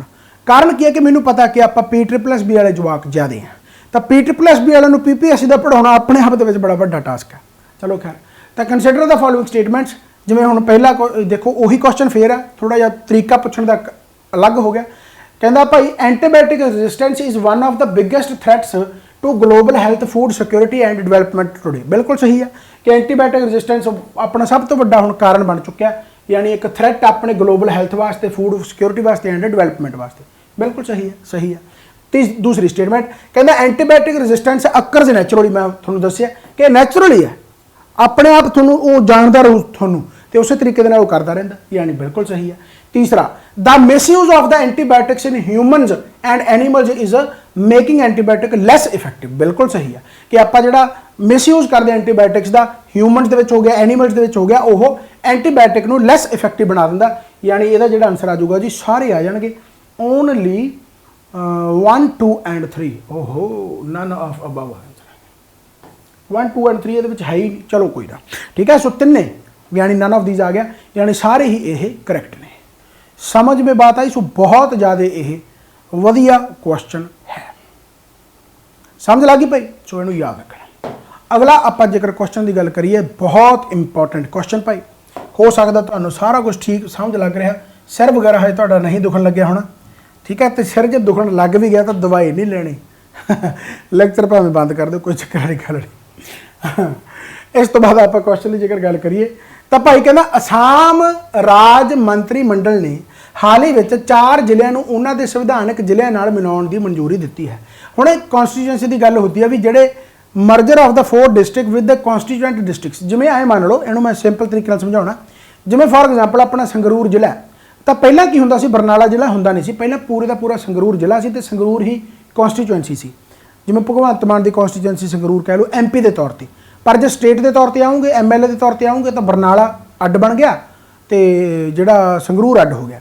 पर जे उन्होंने दोनों मिक्स मर्ज कर दिता जाए, यानी बरनाले को हटा के फिर संगरूर बना दिता जाए, तो उवें किया गया भी जो 4 डिस्ट्रिक्ट है उन्होंने मर्ज करता with their constituent districts, right हो गया। With reference to the delimitation commission consider the following. हुण डीलिमिटेशन की गल हो रही है, ये डीलिमिटेशन कमीशन की है, ऑबवियस गल है जिहड़ियां बाउंड्री यानी जिहड़ियां कॉन्स्टिट्यूएंसीज है उन्होंने डिसाइड करने वाला, उन्होंने लिमिट करता भी आह इत्थों तक भाई तुहाडी कॉन्स्टिट्यूएंसी बनती है। वो किहड़ा कमीशन हुंदा गा, वो डीलिमिटेशन कमीशन हुंदा, राइट। हम डीलिमिटेशन कमीशन के नाल रिलेटेड जो स्टेटमेंट आ कहता भाई उन्होंने हदबंदी कमीशन के हवाले नाल कहता हेठ लिखे कथना ते विचार करो।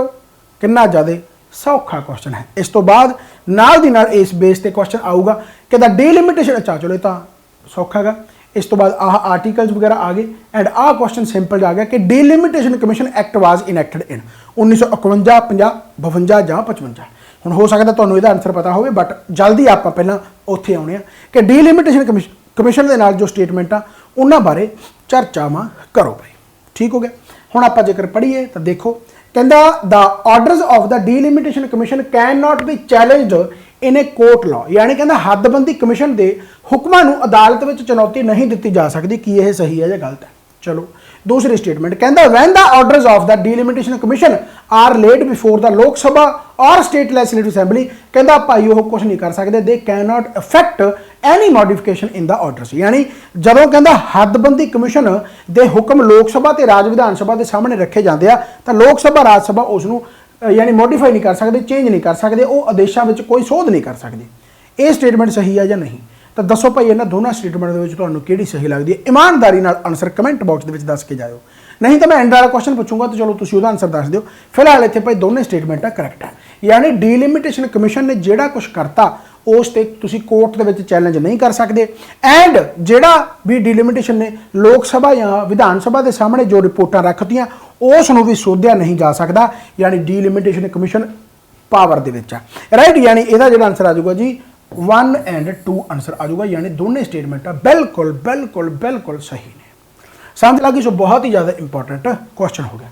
हुण डीलिमिटेशन कमीशन को लैके आप थोड़ा जिहा डिटेल पढ़ते हैं कि होर की पूछा जा सकता।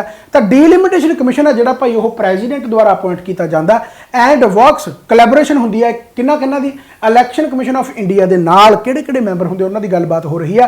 तो भाई वो होंदे जी रिटायर्ड जिहड़े सुप्रीम कोर्ट जज आ वो होंदे आ, चीफ इलैक्शन कमिश्नर हो गया एंड रिस्पैक्टिव स्टेट इलैक्शन कमिश्नर हो गए एंड यह सेंसिस के ड्यूरिंग आता, जिवें सेंसिस आता ना अपना 10 साल बाद, उवें पॉपूलेशन को देख के, क्योंकि पॉपूलेशन बनती है तो पॉपूलेशन के आधार पर ही कॉन्स्टिट्यूएंसीज बननी है। तो डीलिमिटेशन कमीशन उस पॉपूलेशन के आधार पर एरिया फिर बनता, कॉन्स्टिट्यूशन बनता। तो उस तरीके के नाल हाल ही दे जी गलबात हो रही है कि भाई आसाम के जोड़े 4 डिस्ट्रिक्ट आ, जोड़े आसाम के जोड़े 4 डिस्ट्रिक्ट आ उन्होंने मर्ज कर दिता गया। यही आप इत्थे गलबात कर रहे हैं एंड वो किया कि डीलिमिटेशन कमीशन ने उस बारे आप चर्चा की है एंड डीलिमिटेशन कमीशन को प्रेजिडेंट अपॉइंट करता है तो मैंबर जोड़े होंगे उन्होंने बारे गलबात होगी कि सुप्रीम कोर्ट के रिटायर्ड जज होंगे, चीफ इलैक्शन कमिश्नर होगा एंड रिस्पैक्टिव जोड़े स्टेट जी भी स्टेट आ बेसिकली वह इलैक्शन कमिश्नर होगा। समझ लगी भाई? सो बहुत ज़्यादा ये इंपॉर्टेंट है। हुण जेकर आप आर्टिकल के थ्रू गल करिए तो पॉलिटी भी इतों कवर हो जूगी। तो आर्टिकल जो 82 है, आर्टिकल 82 है कहता पार्लीमेंट इनैक्ट करता delimitation act after every census, यानी कि वो एक एक्ट लैके आते हैं कि भाई हुण पॉपूलेशन ऑबियस गल हरेक सेंसिस होंदा गा तो सेंसिस ते डीलिमिटेशन एक एक्ट आउंदा गा भाई हुण देखो पॉपूलेशन के अकॉर्डिंग कॉन्स्टिट्यूएंसीज किवें बनणगीआं, राइट। तो डीलिमिटेशन एक्ट एक आउंदा गा आर्टिकल 82 के थ्रू ये पूछा जा सकता, पार्लीमेंट उन्होंने इनैक्ट कर दिया एंड आर्टिकल 170 के राही स्टेट्स आ जिहड़ियां उन्हां दे विच जो टैरीटोरीअल कॉन्स्टिट्यूएंसीज आ उन्हां दी गलबात होंदी आ आफ्टर एवरी सेंसिस कि किस तरीके दे नाल उन्हां नूं डिवाइड किया जाए।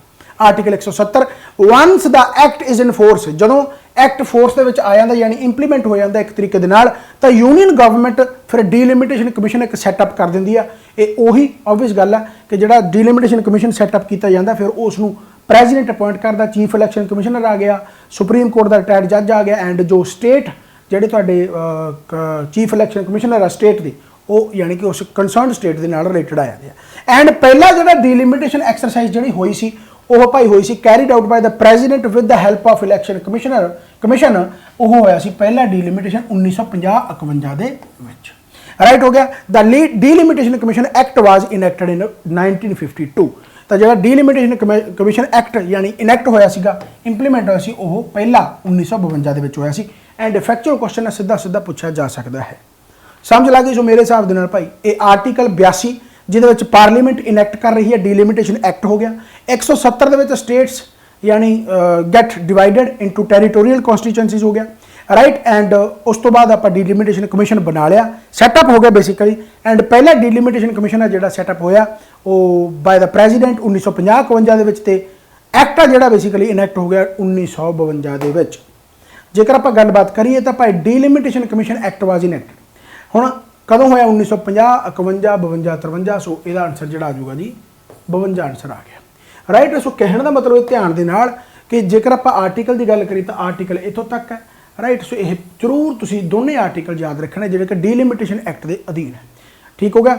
ਸੋ ਇਹ ਬਹੁਤ ਜ਼ਿਆਦਾ ਇੰਪੋਰਟੈਂਟ ਹੈ, ਸਮਝ ਲੱਗੀ ਪਈ? ਸੋ ਅਪਾਇੰਟਮੈਂਟ ਵੀ ਪੁੱਛੀ ਜਾ ਸਕਦੀ ਹੈ। 1952 ਇਹਦਾ ਰਾਈਟ ਆਨਸਰ ਬਣ ਗਿਆ। ਹੁਣ ਆ ਗਿਆ ਭਾਈ ਕੁਐਸਚਨ ਤੁਹਾਡੇ ਵਾਸਤੇ, ਮੈਨੂੰ ਲੱਗਦਾ ਪੂਰਾ ਸੈਸ਼ਨ ਤੁਹਾਨੂੰ ਵਧੀਆ ਲੱਗਿਆ ਹੋਊਗਾ। ਅੱਜ ਮੈਂ ਡੋਜ਼ ਥੋੜੀ ਜਿਹੀ ਘੱਟ ਰੱਖੀ ਹੈ, ਤਾਂ ਉਹਦਾ ਕਾਰਨ ਕਿਉਂਕਿ ਵਨ ਲਾਈਨਰ ਵੀ ਮੈਂ ਜ਼ਿਆਦਾ ਇਹਦੇ ਵਿੱਚ ਐਡ ਕਰੂੰਗਾ, ਕਿਉਂਕਿ ਵਨ ਲਾਈਨਰ ਤਾਂ ਮੋਸਟ ਇੰਪੋਰਟੈਂਟ ਹੈ। ਪੀਪੀਐਸਸੀ ਹੋ ਸਕਦਾ ਸਟੇਟਮੈਂਟ ਬੇਸਡ ਦੁਬਾਰਾ ਰਿਪੀਟ ਕਰੇ। ਪਿਛਲੀ ਵਾਰ ਨਾਇਬ ਤਹਿਸੀਲਦਾਰ ਦਾ ਪੇਪਰ ਬਹੁਤ ਵਧੀਆ ਸੀ ਤੇ ਐਂਡ ਹੋਪ ਸੋ ਐਕਟਿਵ ਵੀ ਵਧੀਆ ਆ ਸਕਦਾ, ਬਟ ਆਹ ਕੁਐਸਚਨ ਤੁਸੀਂ ਦੱਸਣਾ ਜ਼ਰੂਰ ਹੈ। ਜੇਕਰ ਪੂਰੀ ਕਲਾਸ ਨੂੰ ਧਿਆਨ ਦੇ ਨਾਲ ਸੁਣਿਆ ਤਾਂ ਤੁਸੀਂ ਇਹਦਾ ਆਨਸਰ ਆਰਾਮ ਨਾਲ ਦੱਸ ਸਕੋਗੇ ਕਿ ਭਾਈ ਜਿਹੜੀ ਇੰਡੀਆ ਦੇ ਵਿੱਚ ਬਲੂ ਮੋਰਮਨ ਬਟਰਫਲਾਈ ਉਹ ਕਿੱਥੇ ਮਿਲਦੀ ਆ? ਹਿਮਾਲਿਆ ਦੇ ਵਿੱਚ ਮਿਲਦੀ ਆ, ਈਸਟਰਨ ਹਿਮਾਲਿਆ ਮਿਲਦੀ ਆ, ਵੈਸਟਰਨ ਹਿਮਾਲਿਆ ਮਿਲਦੀ ਆ, ਵਿੰਧਿਆ ਮਾਊਂਟੇਨਸ ਮਿਲਦੀ ਆ, ਭਾਈ ਕਿੱਥੇ ਮਿਲਦੀ ਆ? ਇਹ ਪੂਰੀ ਕਲਾਸ ਦਾ ਸਭ ਤੋਂ ਇੰਪੋਰਟੈਂਟ ਕੁਐਸਚਨ। ਤਾਂ ਇਹਦਾ ਆਨਸਰ ਤੁਸੀਂ ਕਮੈਂਟ ਬਾਕਸ ਦੇ ਵਿੱਚ ਦੱਸ ਕੇ ਜਾਣਾ। ਇਹ ਤੁਹਾਡੀ ਇੱਕ ਪ੍ਰੈਜ਼ੈਂਟ ਹੋਊਗੀ, ਯਾਨੀ ਜਿਵੇਂ ਕਹਿੰਦੇ ਹੁੰਦੇ ਵੀ ਕਲਾਸ ਦੇ ਵਿੱਚ ਅਸੀਂ ਪ੍ਰੈਜ਼ੈਂਟ ਰਹੇ ਹਾਂ, ਧਿਆਨ ਦੇ ਨਾਲ ਤੁਸੀਂ ਸੁਣਿਆਗਾ।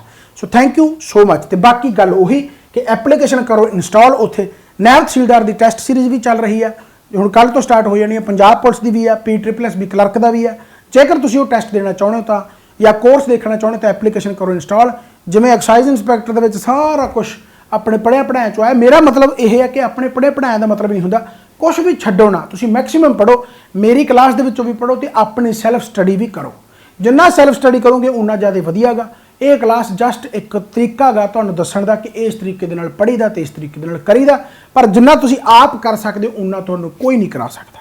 ਇਹ ਮੇਰੀ ਮੰਨਣਾ ਗਾ। ਇੱਕ ਕੋਚਿੰਗ, ਇੱਕ ਪੜ੍ਹਾਉਣਾ, ਇੱਕ ਤਰੀਕਾ, ਉਹ ਇੱਕ ਗਾਈਡੈਂਸ ਹੁੰਦੀ ਆ ਕਿ ਕਿਸੇ ਬੱਚੇ ਨੂੰ ਆਪਾਂ ਰੋੜਨ ਲਾਤਾ, ਬੱਚੇ ਨੇ ਭੱਜਣਾ ਆਪ ਹੀ ਆ। So thank you so much, bye bye, take care, Baba Nanak ਮਿਹਰ ਕਰੇ, ਚੜ੍ਹਦੀ ਕਲਾ ਚ ਇਸ ਤਰੀਕੇ ਨਾਲ ਪੜ੍ਹਦੇ ਰਹੋ ਤੇ ਆਪਾਂ ਹੋਰ ਨਵੀਆਂ ਵੀਡੀਓਜ਼ ਨਾਲ ਮਿਲਦੇ ਰਹਾਂਗੇ। ਥੈਂਕ ਯੂ ਸੋ ਮਚ ਤੇ ਮਿਲਾਂਗੇ ਆਪਾਂ ਫਿਰ ਅਗਲੇ ਲੈਕਚਰ ਦੇ ਵਿੱਚ ਕੱਲ੍ਹ ਨੂੰ। Thank you so much. ਤੇ ਬਾਕੀ ਹੋਰ ਸਟੂਡੈਂਟ ਆਪਾਂ ਜਿਹੜੇ ਆਸ-ਪਾਸ ਜਿਹੜੇ ਤਿਆਰੀ ਕਰਦੇ ਆ ਉਹਨਾਂ ਨੂੰ ਜ਼ਰੂਰ ਦੱਸਿਆ ਜਾਵੇ ਕਿ ਹਾਂਜੀ ਇਸ ਤਰੀਕੇ ਦੇ ਨਾਲ ਪੜ੍ਹਾਈ ਕੀਤੀ ਜਾ ਸਕਦੀ ਹੈ। Bye bye, take care.